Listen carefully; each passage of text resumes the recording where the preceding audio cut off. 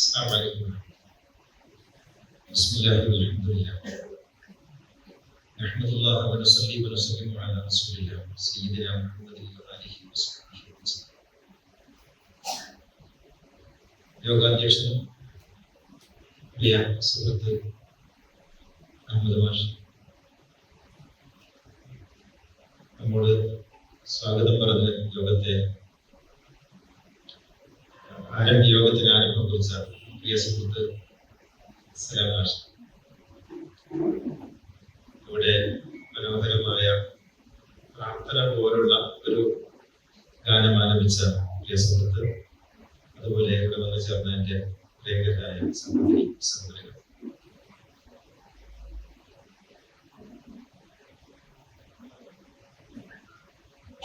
മതം എന്നത് മനുഷ്യന് ഭാരമായി കൊണ്ടിരിക്കുന്ന ഒരു കാലത്ത് എന്ന് പറയുന്നത് ചിലപ്പോ വസ്തുതാവിരുദ്ധമായിരിക്കും. എല്ലാ കാലത്തും അങ്ങനെ തന്നെയായിരുന്നു. ആ തലത്തിൽ മനുഷ്യന് എന്താണ് ദൈവം ഇച്ഛിക്കുന്നത്, ദൈവം ആഗ്രഹിക്കുന്നത്, പ്രവാചകന്മാരിലൂടെ, ഋഷീശ്വരന്മാരിലൂടെ ദൈവം മനുഷ്യരിലേക്ക് കൈമാറാൻ ഉദ്ദേശിച്ച സന്ദേശം എന്താണ് എന്ന ഒരു അന്വേഷണമാണ് യഥാർത്ഥത്തിൽ സത്യാന്വേഷണത്തിന്റെ ഭാഗമായി ഓരോരുത്തരുടെ ഉള്ളിലും ഉണ്ടാകുന്നത്. അങ്ങനെയാണ് നാം മതങ്ങളെയും വേദങ്ങളെയും സമീപിക്കുന്നത്. എന്തായിരിക്കാം ദൈവത്തിന് എന്നോട് പറയാനുള്ളത്? ഇതാണല്ലോ നമ്മളും ദൈവവും തമ്മിലുള്ള കണക്ഷൻ എന്ന് പറയുന്നത്. ദൈവത്തിന് എന്നോടെന്തോ പറയാനുള്ളതെന്നും ഞാൻ ദൈവത്തിന്റെ ഒരു സൃഷ്ടിയാണെന്നും ആ സന്ദേശം അറിയുന്നതിന് ഞാൻ ഒരു വഴി, ഒരു പാത തിരഞ്ഞെടുത്തിരിക്കുന്നുവെന്നും അതാണ് എന്റെ മതമെന്നുമാണല്ലോ മതവുമായുള്ള നമ്മുടെ ഒരു ബന്ധത്തെ നിർണയിക്കുന്നത്. ദൈവത്തിന് എന്നോട് എന്താണ് പറയാനുള്ളത്? ഈ ഒരു ചോദ്യമാണ് അടിസ്ഥാനപരമായി ഓരോ ദൈവവിശ്വാസിയും ചോദിക്കുന്നത്. അങ്ങനെയാണ് ഒരാൾ ഖുർആനിലേക്ക് എത്തുന്നത്, ബൈബിളിലേക്ക് എത്തുന്നത്, ഗീതയിലേക്ക് എത്തുന്നത്, അല്ലെങ്കിൽ ചതുർവേദങ്ങളിലേക്ക് എത്തുന്നത്, തോറയിലേക്ക് എത്തുന്നത്, പലതിലേക്കും എത്തുന്നത്. ദൈവത്തിന് എന്നോട് എന്തോ പറയാനുള്ളത്? ഇത് രണ്ട് രീതിയിലാകാം. ദൈവത്തിന് എന്നോട് പറയാനുള്ളത് പാരമ്പര്യമായി എനിക്ക് കിട്ടിയ ആചാരബോധങ്ങളിലൂടെ എന്നിൽ വന്നെത്തിയതാകാം. ഇതാണ് അധിക മനുഷ്യരും പിന്തുടരുന്ന രീതി. ഇത് തെറ്റായ രീതിയാണെന്ന് പറയാൻ കഴിയില്ല. ഞാൻ മുസ്ലിമായ മാതാപിതാക്കൾക്ക് ജനിച്ചു, അല്ലെങ്കിൽ ഹിന്ദുവായ മാതാപിതാക്കൾക്ക് ജനിച്ചു, ക്രിസ്ത്യാനിയായ മാതാപിതാക്കൾക്ക് ജനിച്ചു, അതുകൊണ്ട് ഞാൻ ക്രിസ്ത്യനും ഹിന്ദുവും മുസ്ലിമുമായി. അങ്ങനെ പരമ്പരാഗതമായി ഇതിലേക്ക് വന്നു ചേർന്നിട്ടുള്ള ആചാരബോധങ്ങളാണ് ദൈവത്തിന് എന്നോട് പറയാനുള്ളത്. ഞാൻ അതനുസരിച്ച് ജീവിക്കുന്ന പ്രശ്നങ്ങളൊന്നും ഉണ്ടാകുന്നില്ല. ഇത് ഒരു വഴിയാണ്. ഒരു കൂടുതൽ അന്വേഷണമൊന്നും ആവശ്യമില്ലാത്ത, കൂടുതൽ പ്രയത്നം ആവശ്യമില്ലാത്ത ഒരു വഴിയാണ്. ചില ആളുകൾ ഇതിൽ തൃപ്തരാകില്ല. അങ്ങനെ ഒരു പാരമ്പര്യത്തിന്റെ പേരിൽ നിൽക്കേണ്ടവരല്ല ഞാൻ. മറിച്ച് ഞാനൊരു വ്യക്തിയാണ്. ഞാൻ ദൈവത്തിന്റെ സവിശേഷ ഒരു സൃഷ്ടിയാണ്.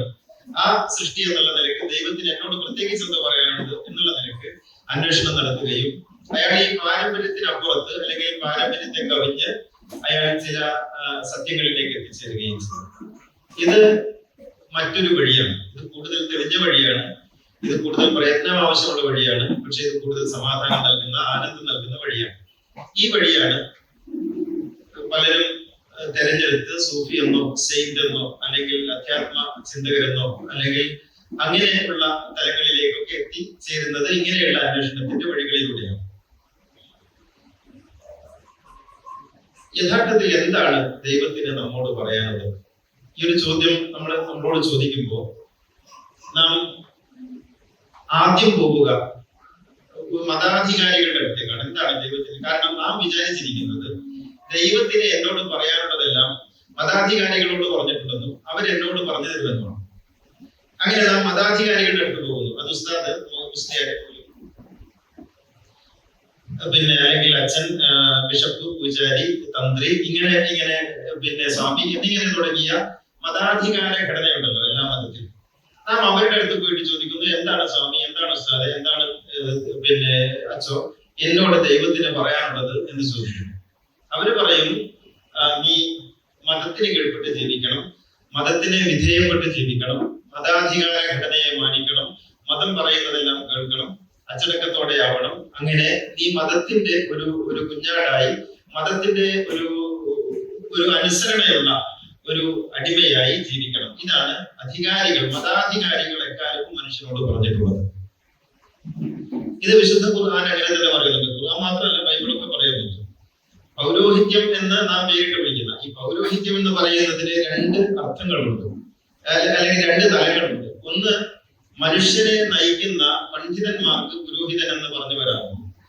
ആ അർത്ഥത്തിൽ പൗരോഹിത്യം അത്ര മോശപ്പെട്ട സംഗതിയല്ല. പക്ഷേ അധികാര കേന്ദ്രീകൃത മതത്തിന്റെ ഒരു രാജസ്ഥാനത്തിരുന്ന് മനുഷ്യരെ അടിമകളാക്കി ഭരിക്കുന്ന, മനുഷ്യരെ അടിമകളാക്കുന്നതിന് വേണ്ടി മതത്തെ ഉപയോഗപ്പെടുത്തുന്ന ഒരു പൗരോഹിത്യ ഘടനയുണ്ട്. ദയനീയവശാൽ ആ പൗരോഹിത്യ ഘടനയാണ് മതങ്ങളെ സമൂലമായി ഗ്രസിച്ചിട്ടുള്ളത് എന്നുള്ളതിനാൽ പൗരോഹിത്യം ഇന്ന് വളരെ മോശപ്പെട്ട ഒരു പ്രയോഗമാണ്. അപ്പൊ പൗരോഹിത്യം എന്ന് പറയുന്നത് ആദ്യം മുതലേ മോശമാണ് എന്ന് ധരിക്കരുത്. ആദ്യം മുതലേ പൗരോഹിത്യം മോശമല്ല. പൗരോഹിത്യം പക്ഷെ അങ്ങനെ ആയി തീർന്നു എന്നുള്ളതാണ്. ഇന്ന് നാം രാഷ്ട്രീയം എന്നൊക്കെ പറയുന്നത് പോലെ, രാഷ്ട്രീയം വളരെ ഒരു മോശപ്പെട്ട പ്രയോഗമോ മോശപ്പെട്ട സംസ്കാരമോ അല്ലല്ലോ. പക്ഷെ പറഞ്ഞു രാഷ്ട്രീയക്കാരൻ എന്ന് പറയുന്നത് ഒരു മോശപ്പെട്ട വാക്കായി തീർന്നത് എങ്ങനെയോ അതിനേക്കാൾ മോശപ്പെട്ട രീതിയിൽ പൗരോഹിത്യം ഒരു നല്ലതല്ലാത്ത പദപ്രയോഗമായി പിൽക്കാലത്ത് മാറിയിട്ടുണ്ട്. അപ്പോൾ ഈ പൗരോഹിത്യ ഘടന മനുഷ്യനെ മതത്തിന്റെ അടിമകളാക്കി വെക്കുന്നതിന് വേണ്ടി മനുഷ്യരെ പല വിധത്തിൽ പ്രതിരോധിച്ചു. എങ്ങനെയാണ് പ്രതിരോധിച്ചു എന്ന് ചോദിച്ചാൽ പഠിക്കരുത്. ഇവിടെ ഇരിക്കുന്ന എല്ലാവരും ജീവിതത്തിൽ എപ്പോഴെങ്കിലുമൊക്കെ കേട്ടിട്ടുള്ള സംഗതിയാണ്, നിങ്ങൾക്ക് ഇത് മനസ്സിലാവില്ല. ഖുർആനെ കുറിച്ചാണെങ്കിൽ നിങ്ങൾക്ക് ഖുർആൻ മനസ്സിലാവില്ല, നിങ്ങൾ ഖുർആൻ അങ്ങനെ പഠിക്കേണ്ടതില്ല, ഞങ്ങൾ പറഞ്ഞു തരും. അങ്ങനെ ഖുർആൻ പഠിക്കരുത്, നിങ്ങൾക്ക് മനസ്സിലാവില്ല, അത് പടച്ചോന്റെ കലാമല്ലേ, അത് നിങ്ങളുമായിട്ട് അതിനെന്താണ് ബന്ധം, അത് അറബിയിലല്ലേ, അതിന് നഹ്വുണ്ട്, അതിന് സർഫുണ്ട്, അതിന് ഇസ്തിലാഹാത്തുണ്ട്, അതിന് ബലാഗയുണ്ട്. അതുകൊണ്ട് ഇങ്ങനെയൊക്കെ പറഞ്ഞ് മനുഷ്യനെ വിരളി പിടിപ്പിക്കുകയും ഇത് നമുക്ക് പഠിക്കാൻ പറ്റാത്ത ഒരു സംഗതിയാണ് എന്ന് പറഞ്ഞു തരികയും ചെയ്ത് വേദത്തിൽ നിന്ന് നമ്മെ അകറ്റി എന്ന് പറഞ്ഞാൽ ദൈവത്തിൽ നിന്ന് നമ്മെ അകറ്റി എന്നാണ്. കാരണം നമ്മളും ദൈവവും തമ്മിലുള്ള കമ്മ്യൂണിക്കേഷനാണ് വേദം എന്ന് പറയുന്നത്. വേദത്തിൽ നിന്ന് നമ്മെ അകറ്റുകയും അത് നിങ്ങൾ പഠിക്കരുത്. പിന്നെയോ, ഞങ്ങൾ ദീനിയാത്ത് എഴുതിയിട്ടുണ്ട്, അമലിയാത്ത് എഴുതിയിട്ടുണ്ട്, ഫിഖ് എഴുതിയിട്ടുണ്ട്, ഒന്ത എഴുതിയിട്ടുണ്ട്, ഫത്ഹുൽ മുഈൻ എഴുതിയിട്ടുണ്ട്, ഞങ്ങൾ താരീഖ് എഴുതിയിട്ടുണ്ട്, അഖ്ലാഖ് എഴുതിയിട്ടുണ്ട്, നിങ്ങൾ അതൊക്കെ പഠിച്ചാൽ മതി. ഇങ്ങനെ ഞങ്ങൾ ഖുർആൻ പഠിച്ചിട്ട് ഞങ്ങൾ എഴുതുന്ന ദീനിയാത്താണ് നിങ്ങൾ പഠിക്കേണ്ടത്, ഞങ്ങൾ ഖുർആൻ പഠിച്ചിട്ട് ഞങ്ങൾ എഴുതുന്ന അമലിയാത്താണ് നിങ്ങൾ പഠിക്കേണ്ടത്, ഞങ്ങൾ എഴുതുന്ന അഖീദയാണ് നിങ്ങൾ പഠിക്കേണ്ടത്, നിങ്ങൾ അത് പഠിച്ചാൽ മതി, ഖുർആനുമായിട്ട് നിങ്ങൾക്ക് ബന്ധം വേണ്ടതില്ല എന്ന് പൗരോഹിത്യം പറഞ്ഞ് നമ്മെ പഠിപ്പിച്ചു. ഇത് നാം അങ്ങനെ തന്നെ പിന്തുടരുന്നു. കാരണം സാധാരണക്കാരെ സംബന്ധിച്ചിടത്തോളം അങ്ങനെ പിന്തുടരാനേ നിവൃത്തിയുള്ളൂ എന്നുള്ളതാണ്. അങ്ങനെ പിന്തുടരാനേ നിവൃത്തിയുള്ളൂ അവർക്ക്. കാരണം അവർക്ക് അറബി അറിയില്ല. ജീവിത സന്ധാനത്തിനിടയിൽ നിരന്തരമായ ഓട്ടപ്പാച്ചിലിനിടയിൽ അറബി പഠിച്ച്, നഹ്വു പഠിച്ച്, സർഫ് പഠിച്ച്, ബലാഗ പഠിച്ച്, ഖുർആൻ പഠിച്ച് മനസ്സിലാക്കാനൊന്നും ആർക്കും കഴിയില്ല എന്നുള്ളത് കൊണ്ട് അവർ വിചാരിച്ചെന്നാൽ പിന്നെ നിങ്ങൾ എഴുതുന്നത് അഖീദയും അമലിയാത്തും താരീഖും ദീനിയാത്തൊക്കെ ഞങ്ങൾ പഠിച്ചോളാം എന്ന് പറഞ്ഞ് അങ്ങനെ അടിയറ വെച്ചു. ഇതൊരു അടിയറവായിരുന്നു. എന്ന് വെച്ചാൽ തന്നോട് ദൈവം എന്ത് പറയുന്നു എന്നറിയാതെ ദൈവം മറ്റൊരാളോട് പറഞ്ഞത് അയാളുടേതായ രീതിയിൽ നമ്മോട് പറയുന്നതാണ് നമ്മൾ ഇതുവരെ കേട്ടത്. അപ്പോൾ ദൈവത്തിൽ നിന്ന് നാം അകന്നകന്നേ പോയി. ദൈവം നമ്മോട് പറയുന്നത് എന്തെന്ന് നമുക്ക് കേൾക്കാൻ സാധിക്കാതെ പോയി. ഇത് ഇവിടെ മാത്രമല്ല, വേദം കേൾക്കുന്ന ശൂദ്രന്റെ കാതിന് ഈയം ഒരുക്കി ഒഴിക്കണമെന്ന് പറയുന്ന ബ്രാഹ്മണ്യം പറയുന്നതും അത് തന്നെയാണ്. ഇത് തന്നെയാണ് അച്ഛന്മാര് പറയുന്നത്. നിങ്ങളുടെ ബൈബിളൊക്കെ നിങ്ങൾക്ക് അത് സഭയുടെ നിയമങ്ങളാണ് പ്രമാണം. സഭയുടെ നിയമമാണ് പ്രമാണം. സഭ എന്ന് പറഞ്ഞാൽ എന്താണ്? അത് പൗരോഹിത്യ ഘടനയാണ്. സഭ പറയുന്നതാണ് പ്രമാണം. ബൈബിൾ നിങ്ങൾ വ്യാഖ്യാനിക്കേണ്ടല്ല. ബൈബിൾ വ്യാഖ്യാനിക്കേണ്ടത്, ബൈബിൾ എന്താണെന്ന് പറയേണ്ടത് സഭയാണ്. ഇങ്ങനെ വേദത്തിൽ നിന്ന് മനുഷ്യനെ അകറ്റുക എന്ന അജണ്ടയിൽ ഈ മതാധികാര ഘടനകളെല്ലാം ഒറ്റക്കെട്ടായി ഒരുപോലെ മാറ്റിവെച്ചു. ഇത് നമുക്ക് വളരെ പെട്ടെന്ന് മനസ്സിലാക്കാൻ കഴിയുന്ന ഒരു ഉദാഹരണം നമ്മുടെ മദ്രസകളുണ്ട്, സമസ്തയുടെ മദ്രസയുണ്ട്. ഞാൻ ഏതെങ്കിലും സംഘടനയെ പറയുന്നതല്ല, പെട്ടെന്ന് മനസ്സിലാക്കാൻ വേണ്ടി ചില പേരുകൾ പറയുന്നു. മുജാഹിദിന്റെ, ജമാഅത്തെ ഇസ്ലാമിയുടെ, തബ്ലീഗിന്റെ പല മദ്രസ സിലബസും ഇവിടെ ഉണ്ടല്ലോ. ഈ സിലബസുകളൊക്കെ നിങ്ങൾ നോക്കുക. 1-ാം തരത്തിലും 2-ാം തരത്തിലും 3-ാം തരത്തിലും 4-ലും 5-ലും ഒന്നും ഖുർആൻ പഠിപ്പിക്കുന്നില്ല. ഖുർആൻ ഓതാൻ പഠിപ്പിക്കും. അവിടെ പഠിപ്പിക്കുന്നത് താരീഖ് പഠിപ്പിക്കും, അമലിയാത്ത് പഠിപ്പിക്കും, ദീനിയാത്ത് പഠിപ്പിക്കും, ഫിഖ് പഠിപ്പിക്കും, ഒക്കെ പഠിപ്പിക്കും. 3-ാം ക്ലാസ്സിൽ പഠിക്കുന്ന, 2-ാം ക്ലാസ്സിൽ പഠിക്കുന്ന കുട്ടികൾക്ക് ഹൈദിന്റെയും നിഫാസിന്റെയും മദീന്റെയും ഒക്കെ കാര്യം പഠിപ്പിക്കും. ജിമാ പഠിപ്പിക്കും, വധു പഠിപ്പിക്കും, ഒക്കെ പഠിപ്പിക്കും. ഖുർആൻ അവർക്ക് തൊട്ടുകൂടാ. ഖുർആൻ പഠിച്ചാൽ മനസ്സിലാവില്ല. 6-ലും 7-ലും ഖുർആനില്ല. 8ാം തരം മുതൽ ഖുർആൻ എന്ന വ്യാജേന പഠിപ്പിക്കുന്നത് ജലാലൈനിയുടെ ചില ഭാഗങ്ങളാണ്. എന്ന് വെച്ചാൽ ഖുർആൻ എന്ന വ്യാജേന പഠിപ്പിക്കുന്നത് തഫ്സീറുകളാണ്. അതും നൂറ്റാണ്ടുകൾക്ക് മുമ്പ് 8-10 നൂറ്റാണ്ടുകൾക്ക് മുമ്പ് എഴുതിയിട്ടുള്ള ജലാലുദ്ദീൻ സുയൂത്തി, ജലാലുദ്ദീൻ മഹല്ലി എന്ന് പറയുന്ന 2 ജലാലുമാർ എഴുതിയിട്ടുള്ള ജലാലൈനി എന്ന് പറയുന്ന തഫ്സീറിന്റെ ഭാഗമാണ് പഠിപ്പിക്കുന്നത്. ക്രിസ്ത്യൻ സൺഡേ സ്കൂളുകളിൽ പോയാൽ ബൈബിളല്ല പഠിപ്പിക്കുന്നത്, കഥകളാണ്. സാരോപദേശങ്ങൾ എന്ന നിലയ്ക്ക് ചില കഥകളാണ് പഠിപ്പിക്കുന്നത്. മതത്തിന്റെ അധികാര ശ്രേണി സമൂഹത്തിന് മേൽ എങ്ങനെയൊക്കെ അടിച്ച് ഏൽപ്പിക്കാം എന്നതിനെ സംബന്ധിച്ചുള്ള പാഠങ്ങളാണ്, അല്ലെങ്കിൽ അതുമായി ബന്ധപ്പെട്ട പാഠങ്ങളാണ് പഠിപ്പിക്കുന്നത്. അപ്പോൾ ഖുർആൻ എന്ന് പറയുന്നത് അലങ്കാരത്തിനുള്ളതാണെന്നും അത് പഠിക്കാനുള്ളതല്ലെന്നും അത് പഠിച്ചാൽ മനസ്സിലാക്കാൻ സാധിക്കാത്തതാണെന്നും അങ്ങ് പറയുകയും അത് ആ രീതിയിൽ തന്നെ സമൂഹം ഏറ്റെടുക്കുകയും ചെയ്തു എന്നുള്ളതാണ്. ഇപ്പോഴും നമുക്ക് മദ്രസകളിൽ ഖുർആൻ പഠിപ്പിക്കാത്തതിന്റെ പേരിൽ നമുക്ക് പ്രത്യേകിച്ച് പ്രയാസങ്ങളൊന്നുമില്ല എന്നുള്ളതാണ്. നാം വളരെ സന്തോഷത്തോടു കൂടി നമ്മുടെ കുട്ടികളെ മദ്രസയിൽ പഠിപ്പിക്കുകയും അങ്ങനെ കുട്ടികൾ ദീനിയാത്തും അമലിയാത്തും ഒക്കെ പഠിച്ച് ഖുർആൻ പഠിക്കാതെ ഇറങ്ങി വരുന്നതിൽ നാം വളരെ സന്തുഷ്ടരായിരിക്കുകയും പൊതുപരീക്ഷയിൽ നല്ല മാർക്ക് വാങ്ങി വരുമ്പോൾ നാം കുട്ടികൾ എല്ലാം പഠിച്ചു എന്ന നിലയ്ക്ക് കുട്ടികളെ നാം സമ്മതം സ്വീകരിക്കുകയും ചെയ്യുന്നു എന്നുള്ളതാണ്. ഇതാണ് നടന്നു വരുന്ന ഒരു സമ്പ്രദായം എന്ന് പറയുന്നത്. അപ്പോൾ ദൈവവും നമ്മളും തമ്മിലുള്ള ബന്ധം വേദങ്ങളിലൂടെയാണ്. കാരണം വേദം ആണ് ദൈവത്തിന്റെ സംസാരമെന്ന് കലാമെന്ന് നമ്മൾ പറയുന്നുണ്ട്. പക്ഷേ വേദവും നമ്മളും തമ്മിൽ ബന്ധമില്ല. ഇനി ഹിന്ദു മതത്തിലേക്ക് പോവുകയാണെങ്കിലും ഇങ്ങനെയൊക്കെ തന്നെയാണ്. എവിടെയാണ് വേദം? ഞാൻ എന്റെ ഹിന്ദു സുഹൃത്തുക്കളോട്, ഇപ്പൊ നമ്മുടെ മണിസ്വാമിയൊക്കെ ഇവിടെ ഉണ്ട്, ഞാൻ സുഹൃത്തുക്കളോട് ചോദിക്കാറുണ്ട്, നിങ്ങൾ വേദം വായിച്ചിട്ടുണ്ടോ? ചതുർവേദങ്ങൾ വായിച്ചിട്ടുണ്ടോ? ഋഗ്, യജുർ, അഥർവ, സാമ വേദങ്ങളിൽ ഏതെങ്കിലും ഒരു വേദം വായിച്ചിട്ടുണ്ടോ എന്ന് ചോദിച്ചാൽ, അല്ലെങ്കിൽ വേദസാരമായ ഗീത വായിച്ചിട്ടുണ്ടോ എന്ന് ചോദിച്ചാൽ, അല്ലെങ്കിൽ വേദങ്ങളുടെ തത്വങ്ങൾ ഉള്ളടങ്ങിയിട്ടുള്ള വേദാന്തങ്ങൾ വായിച്ചിട്ടുണ്ടോ എന്ന് ചോദിച്ചാൽ, വായിച്ചിട്ടുള്ളത് ഇതിഹാസങ്ങളും പുരാണങ്ങളുമാണ് എന്നുള്ളതാണ്. ഇതിഹാസങ്ങളും പുരാണങ്ങളുമാണ്. വേദവും വേദാന്തവും ഒക്കെ മാറ്റിവെച്ച് ഇതിഹാസങ്ങളുടെയും പുരാണങ്ങളുടെയും കഥകളുടെയും ഒരു മായാലോകം സൃഷ്ടിക്കുകയും അതിൽ അങ്ങനെ അവരെ കുരുക്കിയിടുകയും വേദങ്ങളിൽ നിന്ന് മനുഷ്യരെ അകറ്റുകയും ചെയ്തു എന്നുള്ളതാണ്. ഇത് ഏതെങ്കിലും ഒരു മതത്തിന് മാത്രം പറ്റിയ ഒരു ദൗർബല്യമല്ലെന്നും ഇത് എല്ലാ മതങ്ങളും ഏതാണ്ട് ഇതേ പാറ്റേണിലൂടെയാണ് സഞ്ചരിച്ചിട്ടുള്ളത് എന്നും ബോധ്യപ്പെടുന്നതിന് വേണ്ടിയാണ് ഞാൻ എല്ലാ മതങ്ങളെ കുറിച്ചും ഇങ്ങനെ സ്പർശിച്ച് പറഞ്ഞു പോകുന്നത്. അപ്പോൾ വേദങ്ങളിൽ നിന്ന് മനുഷ്യനെ അകറ്റുകയും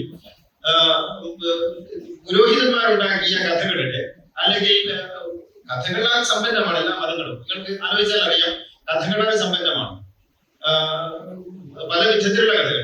അത് രാമായണവുമായി ബന്ധപ്പെട്ടും അതുപോലെ മഹാഭാരതവുമായി ബന്ധപ്പെട്ടും ഭാഗവതവുമായി ബന്ധപ്പെട്ടും മാത്രമല്ല ബുഖാരിയായി ബന്ധപ്പെട്ടും മുസ്ലിമുമായി ബന്ധപ്പെട്ടും അങ്ങനെ പലതുമായി ബന്ധപ്പെട്ടും കഥകൾ ധാരാളമുണ്ട്. ഈ കഥകളിലൂടെയാണ് സമൂഹത്തെ ഈ മതങ്ങൾ, നിങ്ങൾ നോക്കൂ, നിങ്ങൾ ഈ വയലുകൾ കേൾക്കാറുണ്ടെങ്കിൽ വയലുകളിലൊക്കെയും പറഞ്ഞുകൊണ്ടിരിക്കുന്നത് ഒട്ടുമുക്കാലും കഥകളായിരിക്കും. പുതിയ കഥകൾ ഉണ്ടാക്കുന്ന ഒരു ഫാക്ടറി പോലും യഥാർത്ഥത്തിൽ മതങ്ങൾക്കകത്ത് പ്രവർത്തിക്കുന്നുണ്ട് എന്ന് നമുക്ക് പുതിയ കറാമത്ത് സിദ്ധാന്തങ്ങളൊക്കെ കേൾക്കുമ്പോൾ നിങ്ങൾക്ക് ബോധ്യപ്പെടും. കഥകൾ ഉണ്ടാക്കുന്ന ഫാക്ടറികൾ മതങ്ങൾക്കകത്ത് പ്രവർത്തിച്ചുകൊണ്ടിരിക്കുന്നുണ്ട്. ഇങ്ങനെ കഥകളിലൂടെ മനുഷ്യരെ മുന്നോട്ട് നയിക്കുകയും, കഥകൾ മോശമാണെന്ന് ചോദിച്ചാൽ മോശമൊന്നുമല്ല.